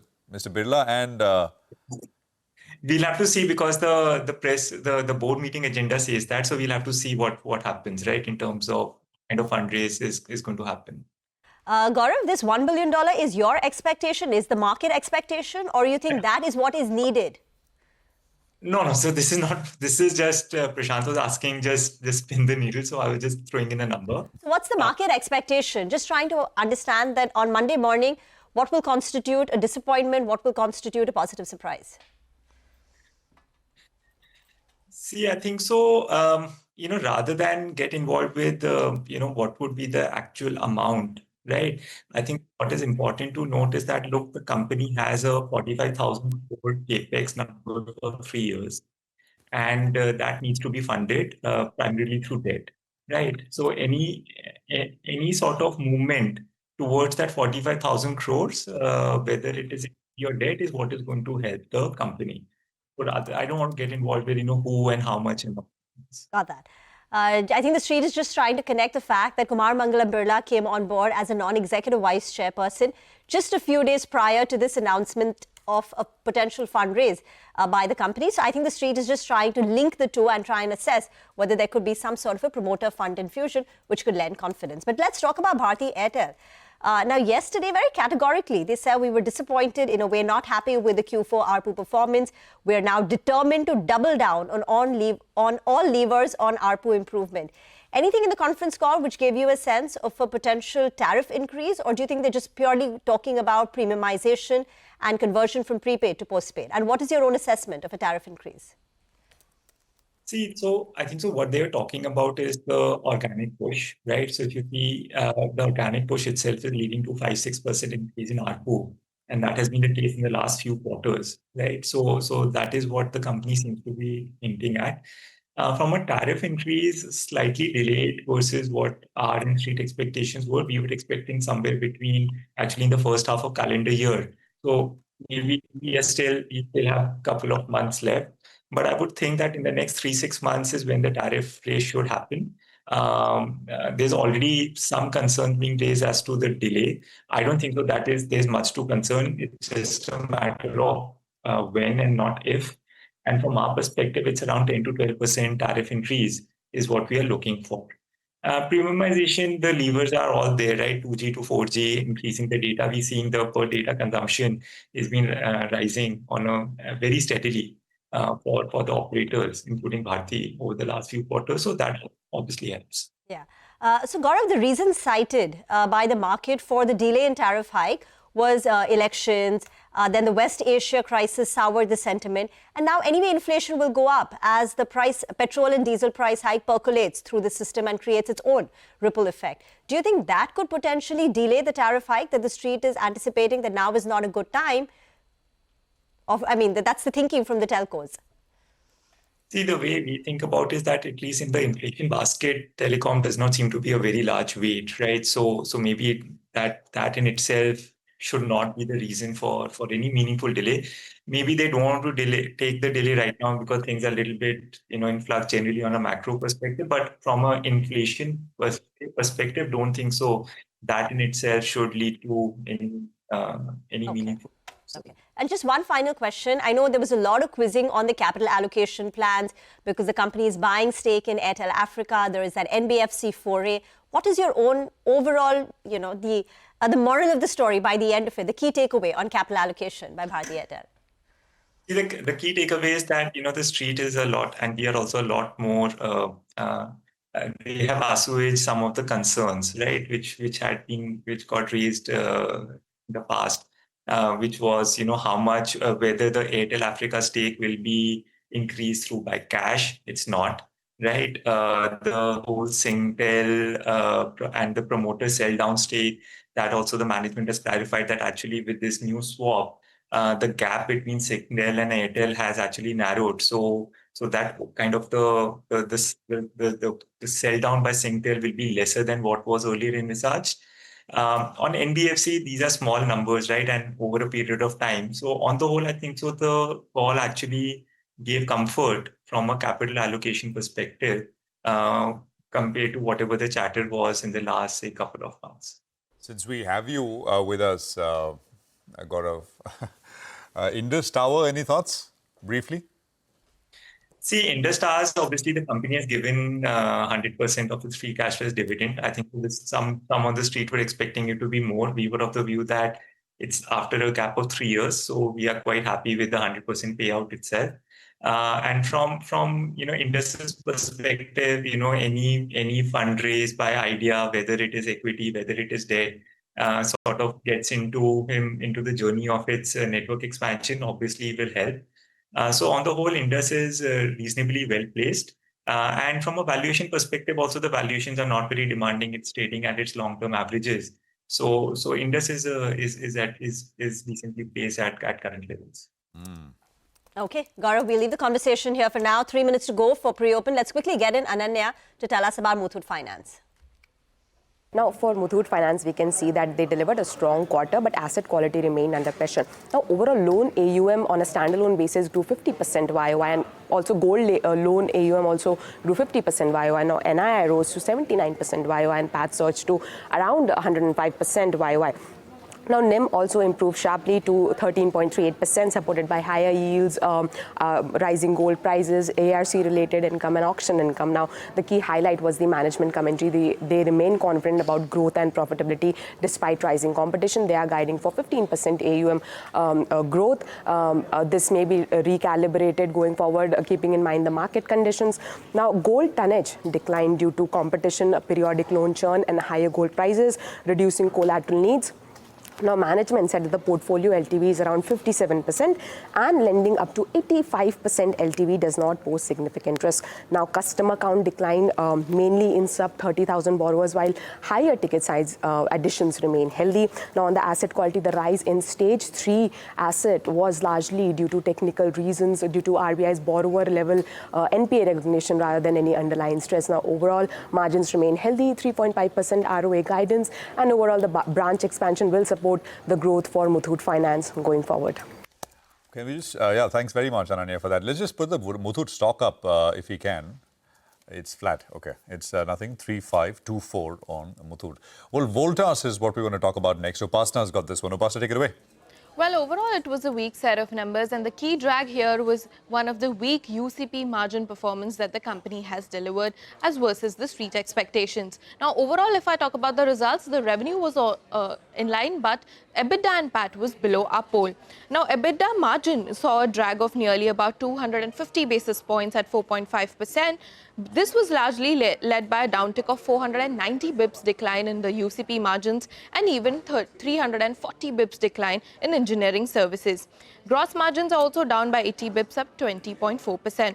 Now, overall, if I talk about the UCP segment, it saw revenue growth of 1% on year-on-year basis, and margins stood at 5% versus the street estimates of 8%. So, a key hit out there. And overall, if I talk about... we have to sort of cut you short. Thanks for that. Got the gist of it, and market opening about 23,700 on the Nifty. Nifty Bank is absolutely flattish, 54,050. Sensex, nothing. I mean, actually, small caps, everything is kind of flat. Let's just go straight to the Adani Group stocks, the ports and enterprises and power and energy solutions and all of that, right? I mean, on your screen now, after they've all done well, but I think yesterday's news flow was consequential, so we'll see. They're all starting about 2% higher. So measured kind of starts this morning on the entire pack. Green perhaps is the other one. Green's up the most from the lows in April. It's up about 1.6% or so. So yeah, I mean, this is, a lot of heavy lifting done coming into the news flow yesterday. And this morning, of course, starting a positive, but in a measured way. All right, Nifty heat map comes up on your screen, gives you a quick sense of how the large cap 50 stocks are opening up. And then we will take it up from there. It's kind of blinking like a traffic light. Nothing, 23,687. Tata Motors passenger vehicle, Adani Ports, Adani Enterprises, TCS, etc. the biggest gainers. It's evenly split, so more up than down, I would reckon. SBI, Hindalco, Eternal are stocks which are starting in the red at this point. So it's 12-point change, nothing very much. Rima. Well, absolutely flat, as you pointed out. The problem is the Nifty Bank. The Nifty Bank has opened with a cut of about 0.5%. And you've got an Axis Bank down 3/4 of a percentage point and Kotak Mahindra Bank lower than more than 0.5%. HDFC Bank and ICICI Bank are on the flatter side, but the weakness today is Kotak Mahindra Bank and Axis Bank. Reliance Industries is also another drag. Reliance Industries is now inching towards a 1% fall in early trade. Remember, Reliance Industries rallied very hard post the numbers. There was a span of 1 week, 10 days, where post numbers the stock added about 100, 150 points, and now it's slowly giving that up. This week, Reliance Industries is down 5.6%, so that's been a problem point. And State Bank of India also down 5.5% this week. And just today, it's down 1.6%. SBI is now the top loser. Hindalco under pressure. Asian Paints, Trend, Ultratech Cement, BEL, Eternal are some of the other names opening up in the red. On the way up, look at Tata Motors passenger vehicles. Clearly, the stock of the day, 7.5%. Very strong numbers from the India business. Revenues up 49%. Margins expanding 150 basis points to 9.4%. The street likes the numbers and the stock is reacting. And IT is rebounding after yesterday's fall that we've seen in the last 2 days. So some green when it comes to TCS and Infosys and the like. Oil marketing companies have opened up mildly lower, 1 to 2% down for HP, BP, IOC in early trade. I guess 3 rupees is good, but not enough. Well, that's right, Rima. The stock of the morning really is Sheela Foam. Just pull up the stock up there. The revenue growth has been 23%. The margins have expanded to double digits. I think it was suggesting that it's going to be a gap up. The door's closed. It's locked in upper circuit. Sheela Foam, one of those result reactions of the morning. Another stock is Shadow Tech. We'll be joined by the management in the next 80 minutes here on CNBC-TV18. That stock is ballooned up. It's up close to 15%. another stock of the morning actually, and volumes on both these two are very, very large. So that's why I'm spotting it out. Rima pointed out Tata Motors passenger vehicle segment, but take a look at Apollo Tyres as well. Margin expansion of 160 basis points. The street loves it. That stock, in fact, is up close to around 5%, and it's a larger name out there from the auto ancillary pack. Zaggle, yesterday we had the management that joined in. They were trying to justify why exactly the operating cash flows were negative with regard to their acquisition of DICE as well. But they're saying the promoter entity could look to chip in. I think that cool-off period ends on the 18th.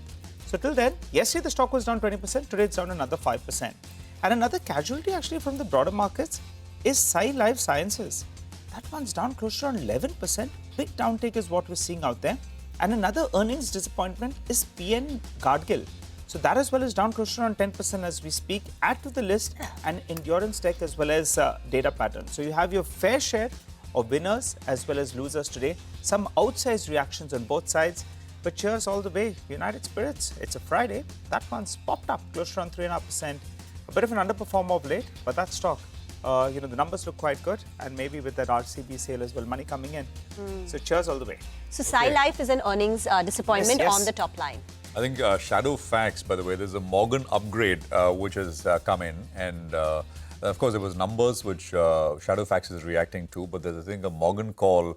I'm not sure they had coverage or this is an initiation and an upgrade. But I think it was Morgan this morning. So Shadow Fax Technologies is the name of the company that we are referring to. So the Nifty is kind of 25 odd points. That's the one. 2.6 million shares at this point in time. Muthoot Finance is down 6%. 33.29. That's a big name. Muthoot on the day after the results, last many quarters, it's given outsized moves. I've seen the stock 10% higher, 15% higher after the strong results. And today it's down for 5.5. But it's more up than down. That much is absolutely, the case. We'll have the management join us in a little bit from now. Keynes is down another 3.5%. So we had them yesterday. Smart meters is the problem with Keynes, as it was the problem with Sirma as well. Hindustan Copper is down about 4.5%.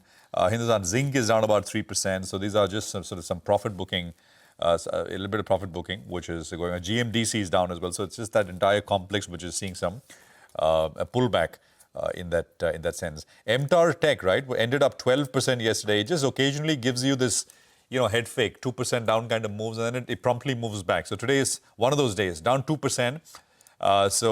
The up moves are 10, 12, and the down moves are 2, 3. So it's a very, very strong momentum stock in that sense. Did we mention GE Shipping? GE Shipping is up 8%, and it is the number 2 volume-led gainer on the NSE, 1,601 on GE Shipping. Stock's up $100 plus. So there is a fair bit happening at this stage. More actually, which I'll get to in a bit. But Trideep Bhattacharya is with us, CIO equities at Edelweiss Asset Management Company. Trideep, good morning. At some level, you look at, you spot stocks like we were spotting stocks, and you'd say, well, what's there to complain? There's so much happening, right? And every day. But of course, it's harder to manage a fund than spot stocks. What's the strategy? What are you doing? And what do you think will work as a strategy? Because slightly tumultuous times in that sense. Good morning. Thanks for having me on your show. Yes, indeed. If you look at the very near term, it seems that way. I think the way I read the markets at the current levels is after a huge risk-off phase in March, we saw a bit of a respite after the stance taken by Trump and co, being a little lenient on Iran. And now we are coming to terms with the economic impact of the West Asia conflict. And hence, starting with Modi ji's comments and what we saw yesterday and today, along with that of the result season, is what you are seeing in the markets. But I think this was to be anticipated. We think that as long as the overall the war impact the peak of the war is behind us, and as long as we gradually move towards normalcy, and by and large by end of May, early June, we see oil prices gradually trending down towards $100. I think the markets very well have factored that in. And the earnings impact in FY27 could be about 2 to 4%. Whereas markets have corrected from peak anywhere between 5 to 10%, depending on where you look at it. So it's more or less anticipated. And hence, we think that if you look at beyond war, overall normalization, I think certain areas, certain sectors could do better than otherwise. That is where our focus is right now, trying to see in this volatility, in this volatility when some share prices are down more than usual, if you could find some spots which are better, which are relatively insulated and could hold us in good stead in about a year or two from now. Got it. And we'll get to that those sectors and ask you about those in just a bit. I wanted to ask you, you've seen markets long enough, right? Are you expecting, given, and there's enough chatter, I'm sure that you've heard, and that maybe we will see some measures from on the monetary side, with an eye on shoring up dollars, right? Gold and all of that stuff have two measures on gold have come. And so are you expecting more? This withholding tax on bonds is one, equity taxation on equities, the capital gains taxation on equities. Anything else you think, Trideep? And this is not a forecast, so we're not going to hold you to it, but what would you logically expect? So very clearly, I mean, if you look at oil, with the price where it is, the total impact on the economy is about 15 to 20 rupees is the total hike that might be needed, of which we saw about 3 rupees. So the net impact, the rest of the impact at the moment is in the CAD. And likewise, what we are looking to do is manage through this crisis with as long as we can manage the currency, as long as and not disturbing the economic momentum, and we are trying to do the best thing out of that. So my sense is that we will go in stages. We've seen probably the first hike today. We might see a few more hikes in whether it's oil or petrol or diesel and gas over the course of May, and then see where we end up. Also, bear in mind that there is some resident hope that we will reach some sort of an agreement and Hormuz gets normalized and we see oil prices to more normalized levels. So it's an incremental effort. At the moment, I think over the next 15, 20 days, probably I would expect a little more of a staggered hike on petrol and some of these prices come through to nullify the impact on the government.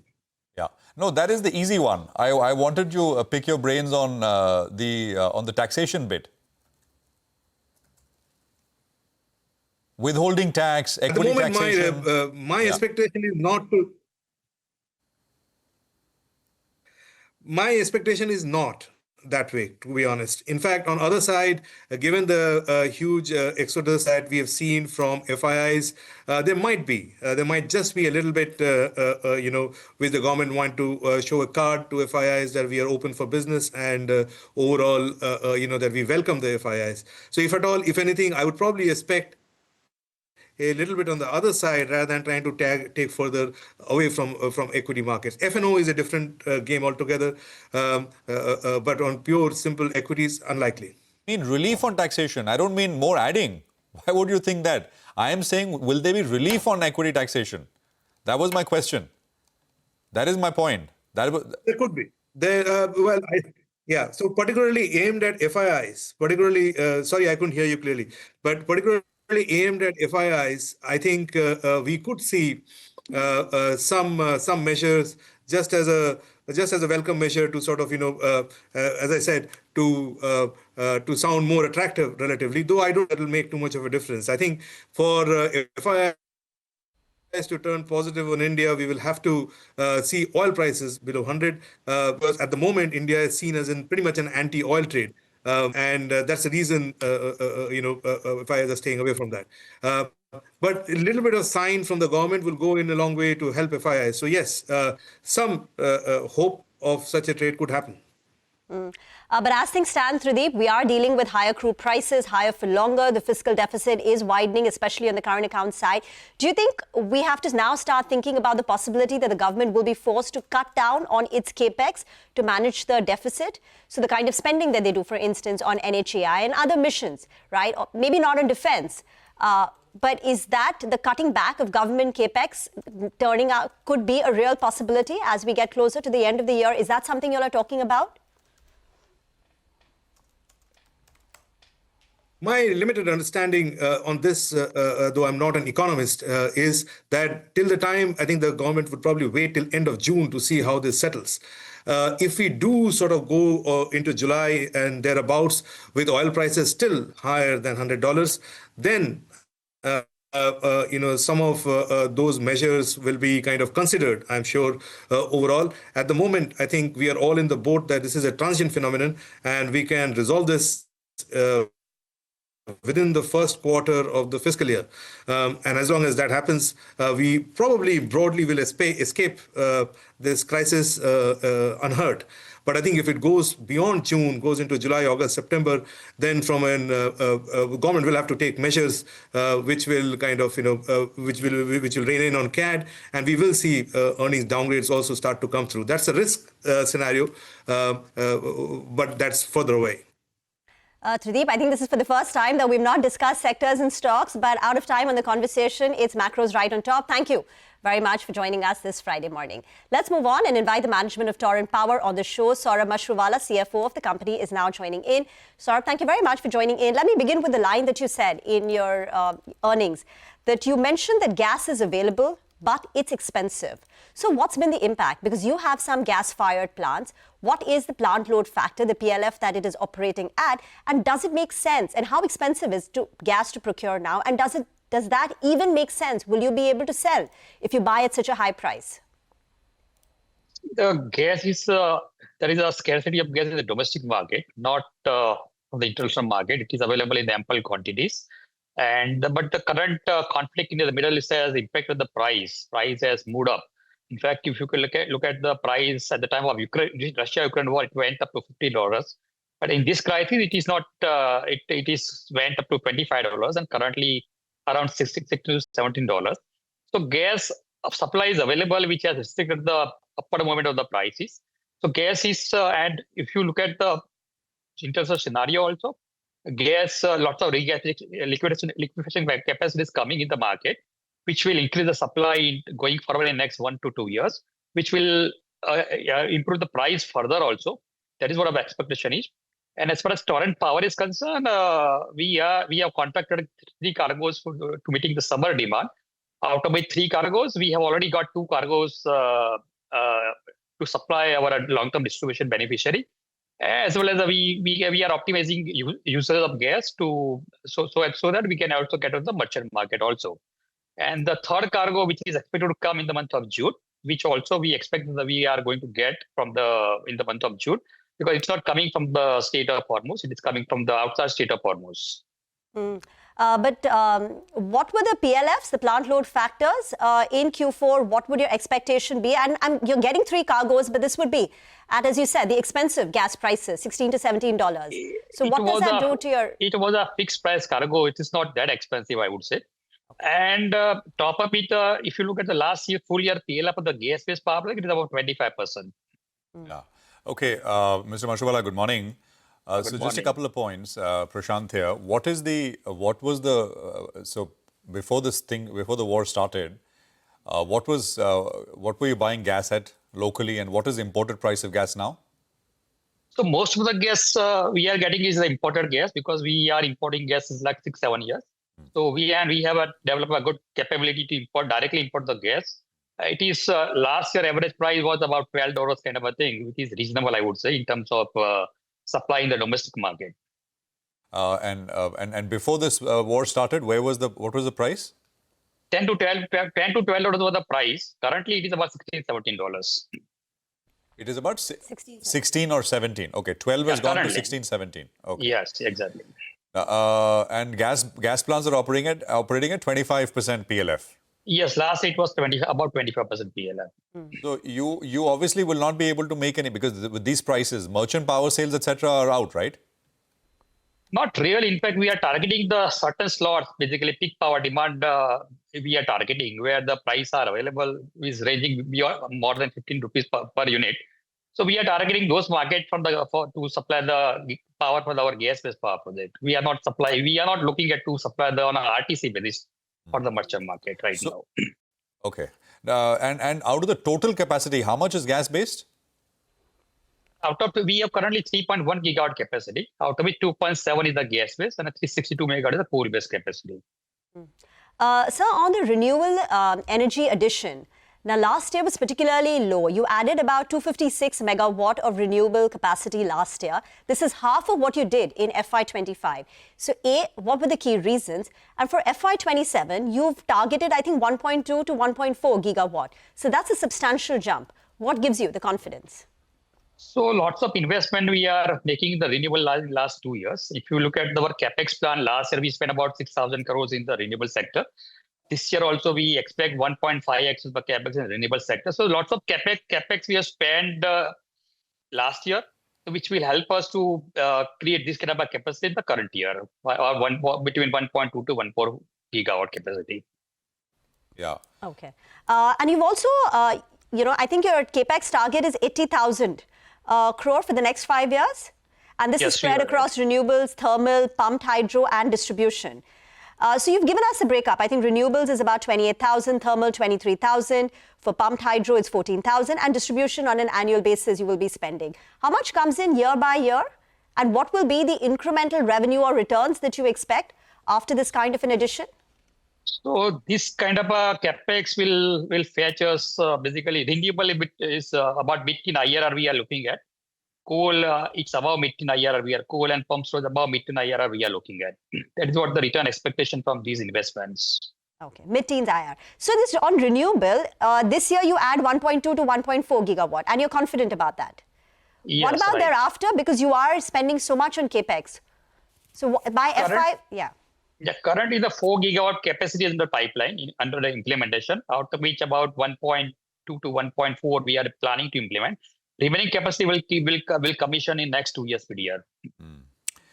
So what is the comfortable, because, leverage is comfortable, but it is risen quite a bit. FY25, you look at net debt to equity, for example, or EBITDA, net debt to equity was 0.4 times.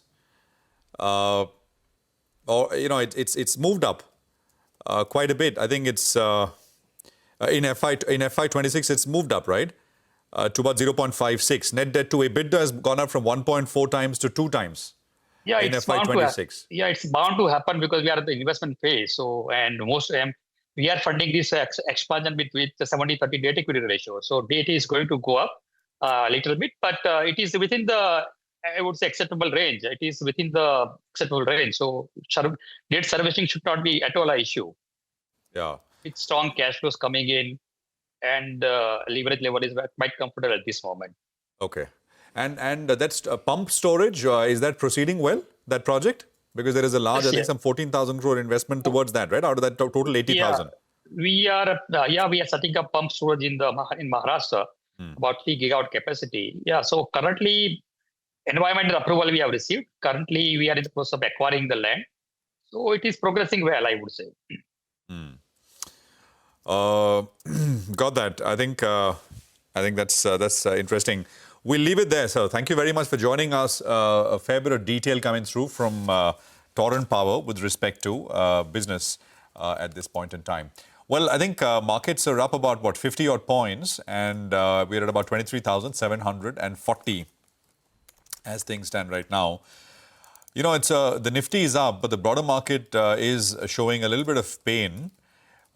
Because you got about 1,700 stocks which are lower compared to about 1,000, 1,100 stocks which are higher at this stage. IT is bouncing back a little bit, Rima. So, Persistent is up 2%, but they've had such a washout week, right? Persistent is up 2, Tech Mahindra is up about 2, Oracle Financial Services is up 2, HCL Tech is up about 2%, Coforge is up 1.5%, TCS is up about 2, Infosys is up about 3% as well. So, there is some, sort of bounce coming through. But just look at the Nifty IT on a week-to-date. It's up 2% today, the Nifty IT index. But for the week, with the 2% up move today, the index is down 5%. So, that's the kind of selling that we've seen through the course of this week. We'll take a break. JSW Steel. Okay, those are visuals coming in. And I think that's day 2 of the summit in China. So President Trump, President Xi, President Xi hidden by a tree trunk.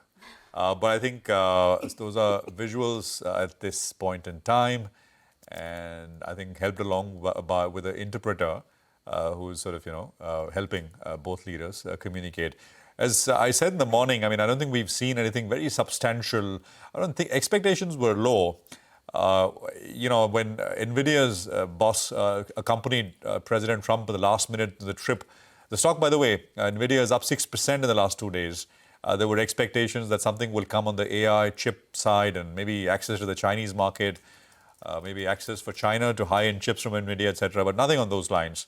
We've heard kind of sort of some commentary from President Trump, but to his base, that is, he spoke to Fox News, saying that China has agreed not to supply arms and weapons to Iran, and that both have agreed that the Strait of Hormuz should not be militarized, Iran should not be in control of it, etc., etc. But we've not heard, of course, from the Chinese. We've not had a readout of the Chinese position at this stage. Do we have audio? We can sort of bump up the audio a little bit. I don't know if I don't think we have audio. So those are interesting pictures coming through from China at this point. So President Xi showing President Trump around. So we'll see. I mean, I think we've had interviews from President Trump. We've had interviews from Marco Rubio, all from China to news networks in the US, essentially telling their audience about how the visit is really going. Okay, I think we have the next management with us. Nigel, JSW Steel. Well, let's get straight to it. JSW Steel, the stock is more or less flattish. The numbers are quite good. Actually, the net debt came lower as well because of that deal they've done with regard to BPSL. We have with us Mr. Jayant Acharya, the Joint MD and CEO at JSW Steel. Good morning, Mr. Acharya. Always good to have you on the show. Well, the past quarter was quite good, but let's look ahead. Quantify the steel price increases on a sequential basis, as well as give us some kind of color with regard to raw material cost, which have also moved up. On the price side, I think the prices have gone up. If I were to ask on a point-to-point basis by between 20 to 25% between Jan to March from the lows of December, which was a 6-year low. Some part of the prices you will see captured in Q4, and some part of the prices will be captured in Q1. What I would like to, though, point out is that the costs are also going up. The depreciation of the rupee is also impacting cost to an extent. On the coking coal side, our coking coal numbers for Q4 have gone up by $16 over the previous quarter. Iron ore has by and large been stable. Got that. A little up, but not too much. Okay, got that. Mr. Acharya, tell us a little bit about coking coal cost. You said it went up in the past quarter in comparison to Q3. But in Q1, how much higher will it be than Q4? So coking coal in Q1, we expect another increase between $12 to $15. Okay. In addition to the coking coal, I think iron ore prices have also started increasing in the last month and weeks. Some impact we have been able to reduce last quarter through better blending and reduced consumption.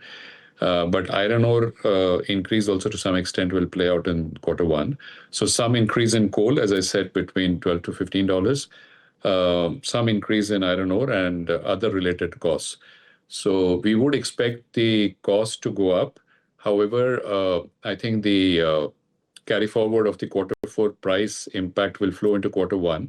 And April prices had also gone up.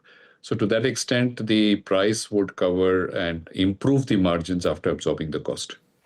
EBITDA per ton has improved and you're guiding for a better performance in Q1. Got that. Now, steel prices have moved up by 20-25% as our ticker team has noted as well. Do you see a case of further steel price hikes? I think prices will be range bound now. We see that primarily, as you said, imports have moderated. One was the safeguard duty, which was at a very right time in end of December, which helped to reduce the imports. Exports have also improved to some extent from India, But given the geopolitical challenges, I don't expect numbers of exports to improve. Imports will be moderate in this year. So therefore, the domestic capacity expansions will go into the domestic market and will be more India-centric in this year. Okay, Mr. Acharya, let's turn our attention to the international EBITDA then. Last quarter, a little bit of pressure in comparison to the previous quarter, but it's moved well into the green in the past fiscal year and improved big time in FY26. It appears that tariffs in the United States are helping the US operations. Give us some color on international operations in the way ahead. So international business, last quarter overall, if I see between US and Italy, it has improved over the quarter three, although, not very material, but it has improved. But if I see on a year-on-year basis, I think US has come from a negative to a positive, from a negative of about $35 million to about $36 million positive. Italy has been more or less stable from a 14 million odd last year to about 16 million plus euros in this year. Going forward, we expect US to show improvement with our caster upgrade and vacuum degassing, which has now been completed at Ohio. We will be able to give and offer better products, and that would enable us to get better value. We also would complete the Baytown expansions in this year, mid of this year, and that also would aid for the value. So from an US side, I expect the performance to be better. Italy also would show some improved performance on the back of better numbers in terms of volumes from the rail mill. Got it. All right, Mr. Acharya, you'll have brought down the net debt number drastically, but that's because of the deal that you have done, JFE and the BPSL. What is the outlook on net debt from here on? If you could give us some guidance on that front. So debt, the debt, we finished the year with roughly 54,000 crores of debt. Our net debt to EBITDA ratios have come down significantly. We are at 1.81 right now. Going forward, I think, we would expect the debt level to be moderate. The second tranche of JFE contribution to the asset to our joint venture would come in, and that would further deleverage our debt. And additional cash, which would be generated during the course of the year, FY27, would go into our capex and also into deleveraging. So therefore, going forward, I think we see a good net debt to EBITDA ratio, and that's why we have taken a target on a cap to have a net debt of EBITDA of 3, with a comfort level to be below 2.5 while we grow our capacity. I just wanted to add a bit here, Nigel, on the fact that, this transformational year, which has provided us the necessary foundation with a stronger balance sheet to grow, we see India as a big opportunity because the India demand really looks strong. The manufacturing ecosystem looks strong. We would like to, revise our targets for growth, and, for FY32, we would be targeting a India capacity of 62 million tons. In addition to the joint venture capacities, which would be separate, which would be 16 million ton cumulative between the JFE joint venture and the POSCO joint venture. So that would take our capacity, including the US operations, to close to 80 million tons, and which makes it one of the largest steel companies worldwide. Mr. Acharya, you have taken an enabling resolution yet again for a QIP. Any fundraise plans? Is there a QIP in the works? No plans as such. Okay, thanks for clarifying on that. And final question before we let you go. You have laid out that big plan to go to around 62 million tons plus the JVs of another 16 million tons, and the consolidated entity goes to around 80 million tons. Any inorganic plans you are looking at? Vedanta's asset, maybe RINL, maybe a couple of RVNL or NMDC steel plant? So we have recently in this board also approved a small transaction for acquiring an asset which was close to us, an asset by the name of BMM Ispat. It's 50 kilometers from our plant. It's got a long product portfolio. We have gone in for an acquisition for that, and the board has approved the same. That plant has a capacity of about 1 million tons and has the ability to double. It has got surplus land, and we'll be able to double at a very low specific investment cost. That's one acquisition, I think, which is value accretive, and we would like to produce engineering steel in that facility. As regards to the additional assets, I think we would keep we would keep us open. In case there is any opportunity which makes sense, we'll certainly look at that.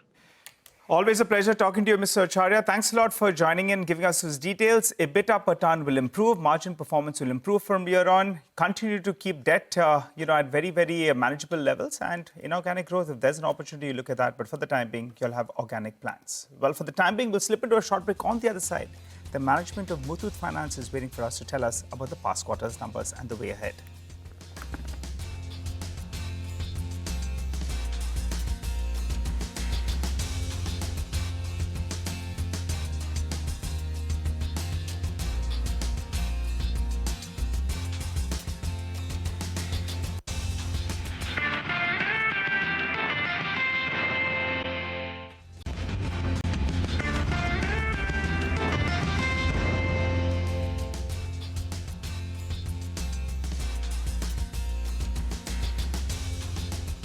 Welcome back. Muthoot Finance management is now with us. They reported a strong set for the fourth quarter.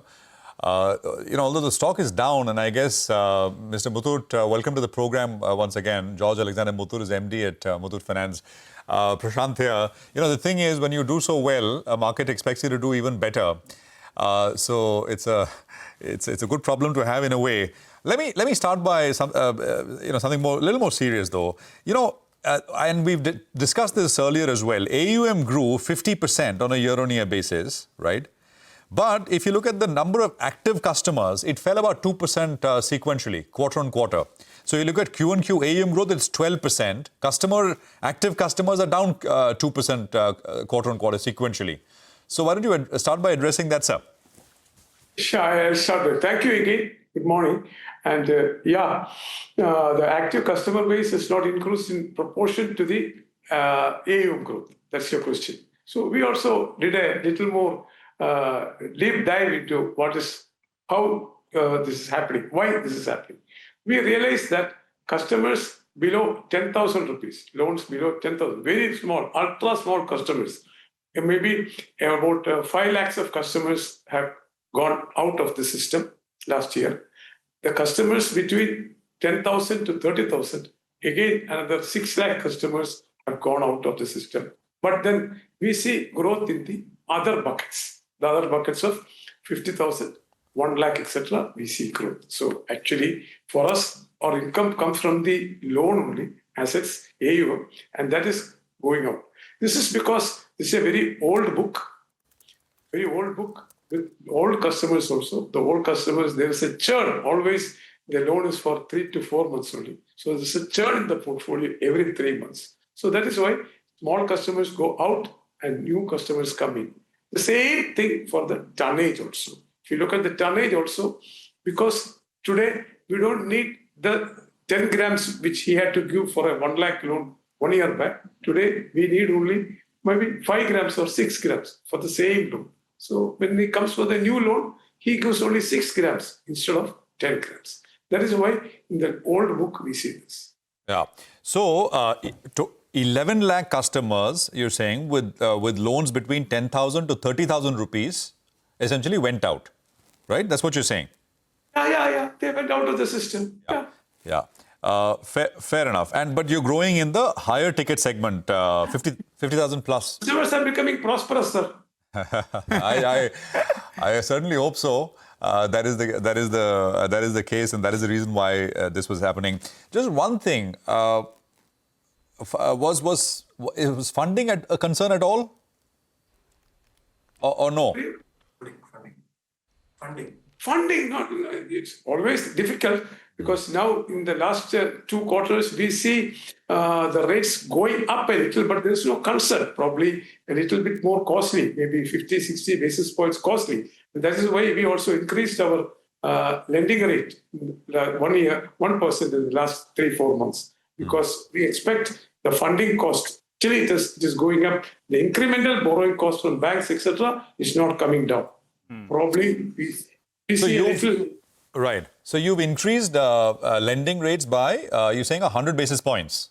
Yeah, 75 to 100, yes. Okay. Because, if you look at the gold price rise, that has been phenomenal. If you look at the fourth quarter or maybe even a slightly longer period, compared to that, the AUM growth has been a little slower. So, I mean, there was that's what I was trying to get at. You think higher rates are hurting? No, higher rates, but that's because that's only the yield I was saying. The higher rates is because see the gold price, etc. Today, if you look at our portfolio, overall portfolio, the average LTV is only 58%.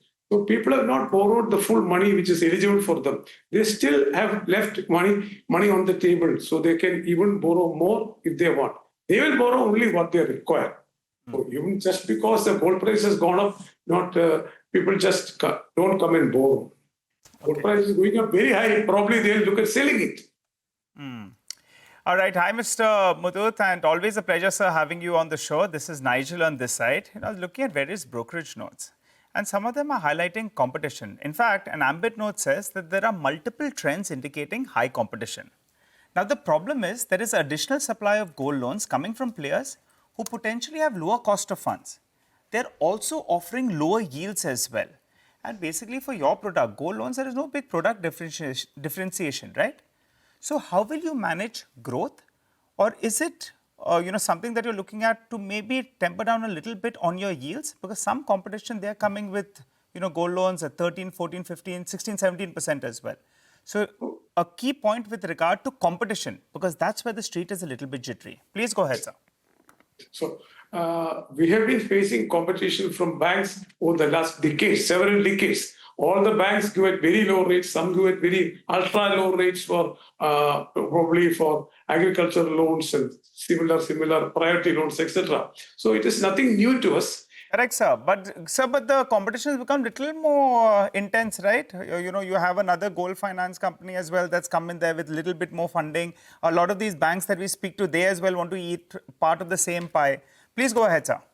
It is not part of the same pie. The pie is increasing. Today, the total gold loans of banks is more than 12 lakh crores.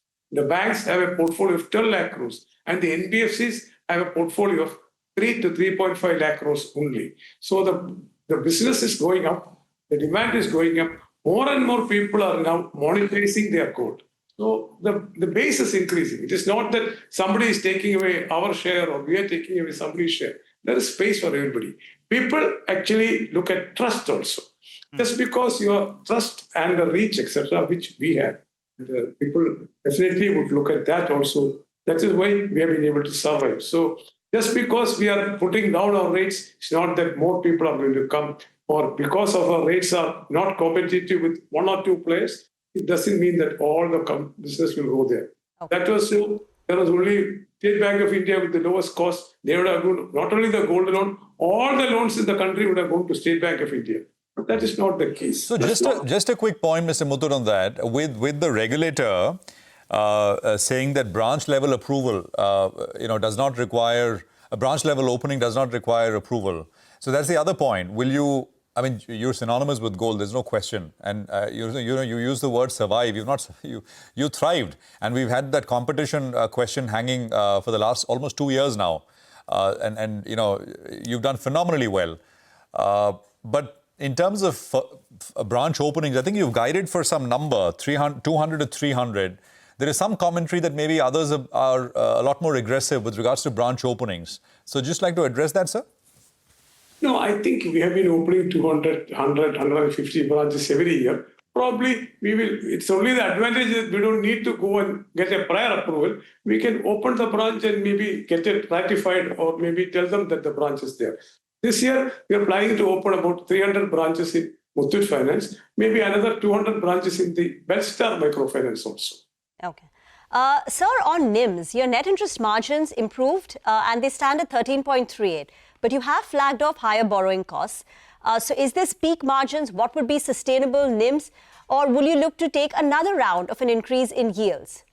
It is not that the rates, the bank rates are going up. It is stable almost, but then we don't see it coming down. That is what I would like to say. The bank funding rates are not going to come down. We have about 13%, but then maybe 11 to 12% is what going forward we should be able to achieve. Okay, so 11 to 12%. And this AUM growth guidance of 15%.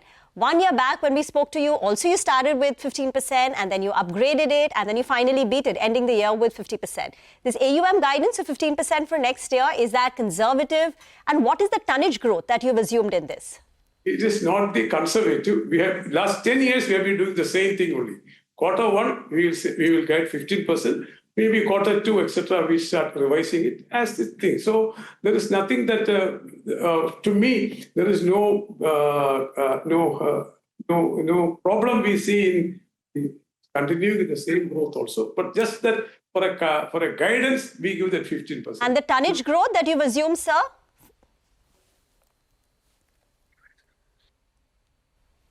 Can you hear me, sir? We were trying to understand what is the tonnage growth that you've assumed for the coming year. Tonnage growth, I've always been saying, tonnage growth will be dependent on the gold price.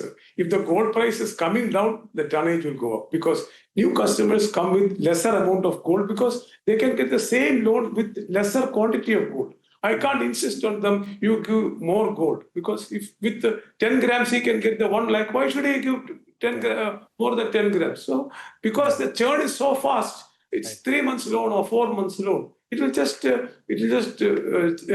in tandem with the gold price. Today, right, Mr. Muthoot, these restrictions by the government on gold imports, if they, let's see if they are temporary or if they are long-lasting. Do you think they will make a difference? No, sir, because today there is about 25 to 30,000 tons of gold, which is as jewelry with the public. Today, only 5,000 tons have come into the gold loan market. There is still such a lot of gold ornaments lying with the people, and we find only gold. This may affect the jewelry sales, but then the jewelry which is already with the people, it's only the mindset change. The moment people feel that they can monetize the gold, they will bring the gold alone, gold ornaments lying with them. Doesn't need an import of gold. Okay, all right, Mr. Muthoot, we are taking your point on board. And as you said, you have seen competition in the past and you believe this is nothing new for you. You'll be able to grow your book. So we're taking that point. Final question before we let you go, sir. It's the start of a new fiscal. Belstar IPO, you've told us you all don't need the money as of now. But do you think sometime during this year, we'll be hearing about the Belstar IPO? Maybe the board has not thought about it. Probably after a year or so, we'll think because we are trying to rejig the portfolio also to do a little more of secured lending in that. So we would like to grow the gold loan portfolio also in that company. It's starting to grow. They're starting the branches, the 100 branches there. So So if we expect by the end of this fiscal, sir, towards the end of FY27? So we have not, the board has not thought about that because today they don't need any additional funding. Okay. Pleasure talking to you, Mr. Muthoot. Thanks a lot for joining in. Wishing you, your team, all the very best. You're sounding very, very optimistic amongst all this talk about competition. Wish you well, and we catch up soon, sir. Thank you. Okay. Let's move on then. Vishal Mega Mart is also surging in trade after reporting a good set of numbers. The company's revenues have gone up by 22%. Same-store sales growth is the best that we've seen in the current year at 13.2% in Q4. Guninder Kapoor, MD and CEO at Vishal Mega Mart, is now joining in. Thank you very much, Mr. Kapoor, for joining in. Rima here. This 13% adjusted same-store sales growth in Q4, was it an account of pre-election spending? Is it a base effect? Or is it genuinely reflecting a step up in consumer demand? And what is your guidance on same-store sales growth for FY27? Very good morning, Rima. The same-store sales growth of 13.2% was, in my opinion, pretty consistent with the uptick in consumption that we saw across the board in the consumption space. And in my opinion, this was the outcome, firstly, of the income tax rationalization for the middle income group customers that we saw early in the year. And subsequently, it was the GST cut or reduction which got added to that. So this is something that we were very much expecting. And going back a couple of quarters, we had said that we see an uptick in consumption coming down the road. So yeah, I mean, the consumption was good in March quarter. But secondly, we also invested a little bit more behind growth in the last quarter. And not a big surprise for us, but nonetheless very heartening. Okay, so what is the guidance for FY27 on same-store sales growth or revenue? And last year you ended with 20%, sir. But that's slightly lower than the general run rate that you've spoken about. That's 24, 25, 26%. And has there been any impact in consumer demand because of the war? Are people holding back on spends? Now petrol prices have also gone up. Well, firstly, I may just want to repeat the broad guidance that we had given at the time of IPO. We had guided for a 20% total revenue growth, 25% EBITDA growth, and 30% PAT growth. Now, if you look at the full year, we have achieved 20.4% revenue growth, which is as per guidance. Our EBITDA growth, operating EBITDA growth has been 27.8%, which is slightly better than guidance. And our PAT is 32.8%, which is again better than guidance. So just a minor clarification, we had guided for 20% total revenue growth, of which 50% would be same-store sales growth, and the balance 50 would come from the new store openings. Got it. Mr. Kapoor, good morning. So I had two questions. One, I think you continue to expand stores, largely non-metros, and I think there's a push in the south, which is concentrated. So if you can just give us your thinking about where this will, there is, of course, what you will do this year, but is that the focus area broadly, in terms of geography where you will go? And second, across your it's a question about, it kind of relates to the energy shock we're seeing, perhaps purchasing power, and are we seeing some amount of down trading? Just give us a sense of that, sir. How's the consumer doing? Because you have a bird's eye view, especially in the category of customers that you serve and operate in. Well, firstly, on the consumption question, Prashant. By the way, good morning and pleasure to speak with you again. What we've experienced so far, and as you know, the prices have gone up only yesterday or last evening. So therefore, my view for the future would be somewhat uninformed at the moment, because we've not experienced that as yet. But for the first 5 months of the year, it's been pretty good, as I mentioned. The consumption demand, the full impact of the raw material price increases, which we have started seeing from, let's say, the second half of April, is not fully factored in as yet because of the pipeline stock. But we will see probably the full impact of the changes in the raw material prices, which is, as you know, across the board, plastics, all crude derivatives, everything has seen in terms of raw materials or price inflation. And therefore, that is yet to fully play out. But as far as Vishal is concerned, based on our experience during COVID, after COVID, and specifically in the Ukraine war, when again there was a massive inflation in the raw material side on things like sunflower oil and cotton and so on and so forth, we actually tend to do reasonably well, because we attract a lot of new footfall into our stores, essentially at the back of our private brands. As you know, 75% of our private brands, of our revenue comes from our private brands. So we are to a large extent able to cushion our consumers and customers from the impact of inflation But it depends entirely on the extent of inflation. Of course, if it is triple digit or high double digit, then that won't be possible. Okay. All right. Hi, Mr. Kapoor. Good to speak to you again. Nigel on this side. Two-part question from me. One, your results are pretty okay. You're guiding for better times ahead as well. What about some dividend payout? Do you all have a plan to come out with a dividend policy? Point number one. Point number two is the promoter entity holding has been coming down drastically. It's come down to around 41%, 41%. Is there a plan, a particular holding that they would like to hold in the company, or will we continue to expect this sort of fresh supply? Firstly, on the dividend, Nigel, I think it's a very fair question because we have a significant amount of cash on a balance sheet now. But I'm not authorized to speak solo on that because it's a board call. So my apologies. I won't be able to comment on that specifically. Secondly, on the promoter holding question, again, a fair question, Nigel. As you know, our promoters are the private equity firms typically invest in companies. And our investors have been invested since 2018 into the business, whilst they remain committed for the longer term. But I suppose they will bring down their holding.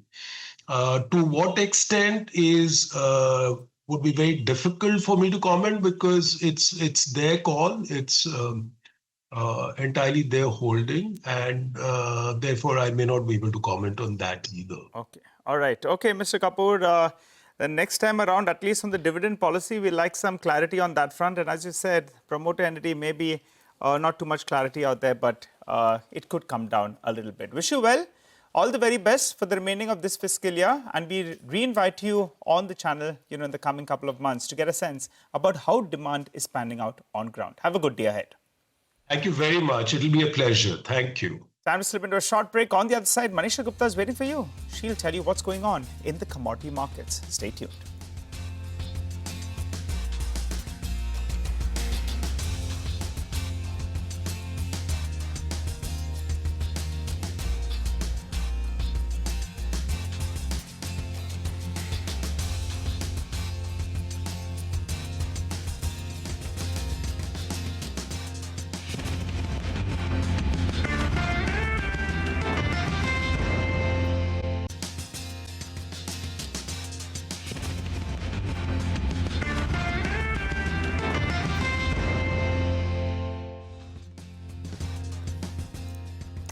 Welcome back. Let's talk commodities now. Manisha Gupta has joined us on the show now. Manisha, hi. Thank you so much for that. And I'm looking at the crude oil prices because we are holding around that $107 a barrel mark. It is 6% of gains for the week, and that adds up to nearly 78% of a jump that we've seen in 2026 till time. Well, the U.S. crude inventories have declined. That is something that has been supporting the markets. The U.S.-Iran peace talks continue to stall. We haven't heard a new thing on this one for the last 4 days now. But what the markets clearly seem to be focusing on is the U.S. and China talks. There have been some statements coming in from there, but not concrete enough for the crude oil prices to let go of any premium that it is trading with right now. And talk about Strait of Hormuz, then there are statements from Iran suggesting that 30 vessels have passed Strait of Hormuz in this week. This is just a trickle because pre-war it used to be 130 to 140 vessels that would pass every single day via Strait of Hormuz. The US and China's presidents have agreed on opening, or rather agreeing to keep the Strait of Hormuz open, but we don't have any steps, timeline, or the way it's going to be played out. So the market's not reading too much into that right now. There also are reports of Iran personnel seizing ships off UAE. There was, of course, reports that the markets were reacting to of an Indian cargo vessel carrying livestock from Africa to UAE, also sinking. All of those comments, all of those events clearly supporting prices as they stand. If you look at the world oil demand, well, that could see a bit of a decline or a tapering off. The latest report from OPEC that came in yesterday says that they're looking at 1.17 million barrels per day of a demand growth for 2026. Their earlier estimate was 1.4, so they clearly have brought that down. But for the next year, they're anticipating a growth which is higher than what we will see this year at around 1.5 million barrels per day. So while OPEC still talking about demand growth, IEA believes that we could be looking at demand destruction as well. Talk about the OPEC production, and that has seen a decline by nearly 30% or at 9.7 million barrels per day since the war has begun. And within OPEC, the largest producer, of course, is Saudi Arabia. And Saudi Arabia production has declined to a 30-year lows for the month of April. IEM, in the meanwhile, says that they are looking at fuel flows from Strait of Hormuz at just about a decline of nearly 4 million barrels per day for the month of March and April as well. Now, total supply shortfall from the Gulf at this point in time stands more than 1 billion barrels. Also, IEA believes that the demand contraction is what we are looking at for this current year to the tune of 420,000 barrels per day. So clearly, from initial estimates of demand growth, we've come down quite considerably. And there are some agencies now talking about demand contraction as well for this current year. All right, Manisha, thanks very much for that. So that is commodities and oil in focus. We take a break. We're back. Wellspun Enterprises Management joins us on the other side with a take on the results and, of course, what next. Stay tuned. Coming up.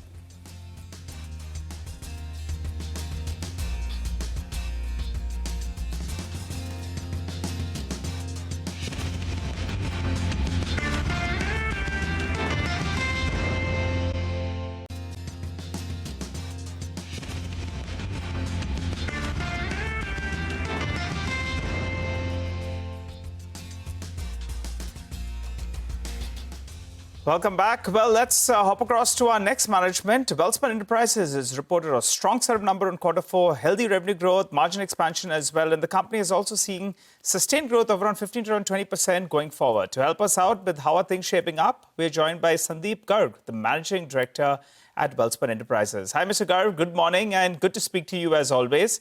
A quick couple of words first. 15 to 20% growth is what you're talking about. That's gettable, or do you believe that things are a little bit sketchy? Also, if you could help us out with margins. Last quarter, you did around 20%. I think now you're guiding for around 18%. So what are you factoring in out there? And just one more word with regard to the receivables position. Because on some of your projects, a few quarters ago, it wasn't coming. Have things improved? Good morning, and thank you for taking me on the show. It's always a pleasure speaking to you. Talking about the revenue growth, as we have received the award for Pune Shiru project, the order book is very healthy. It stands at around 20,000 crores for a consolidated level, including in this 20,000 crores is 5,000 crores for O&M. So I think the revenue visibility is right there. Q4 has been in a very reassuring quarter. So we believe that our focus on execution excellence is paying off. The EBITDA margins of about, on an annualized basis of about 22.5% plus gives us a confidence in the healthy order book in terms of profitability. Although we are doing very well right now, we would want to give a guidance of anything between 15 to 20% on a revenue. Okay. And on an EBITDA level, we will continue a cautious word of 18% plus. Got it. And coming to the collection side of the business, I think UPJJM was what we referred to at that point in time. I'm happy to note, to share that in the Q4, we did receive funds of about 100 crores plus.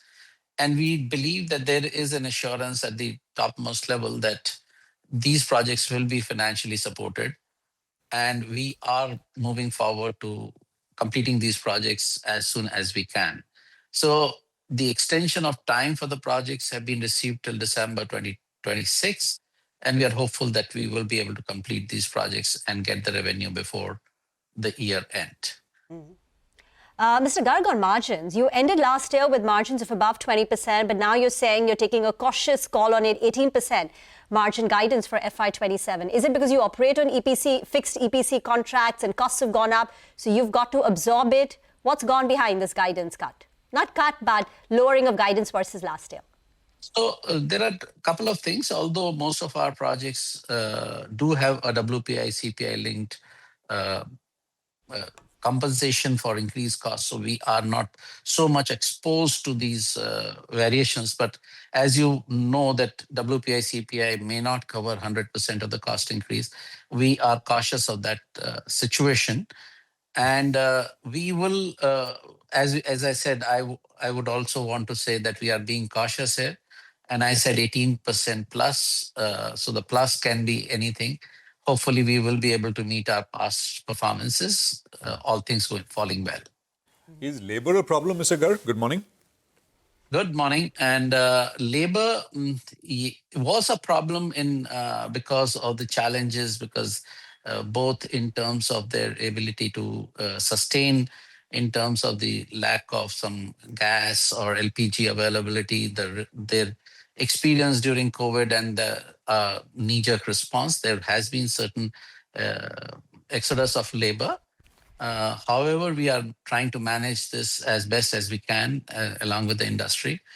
The elections at that point in time did not also help because there was a migration because of that as well. I believe that the labor is now coming back and hopefully things will improve going forward. What percentage, I mean, if there's any way to tell, I mean, I'm not looking for an exact number, what is, I mean, in Mumbai, for example, anecdotally, we hear lots of construction sites are, you know, they're not on because of labor issues and other issues as well. And actually, it's also pretty hot now.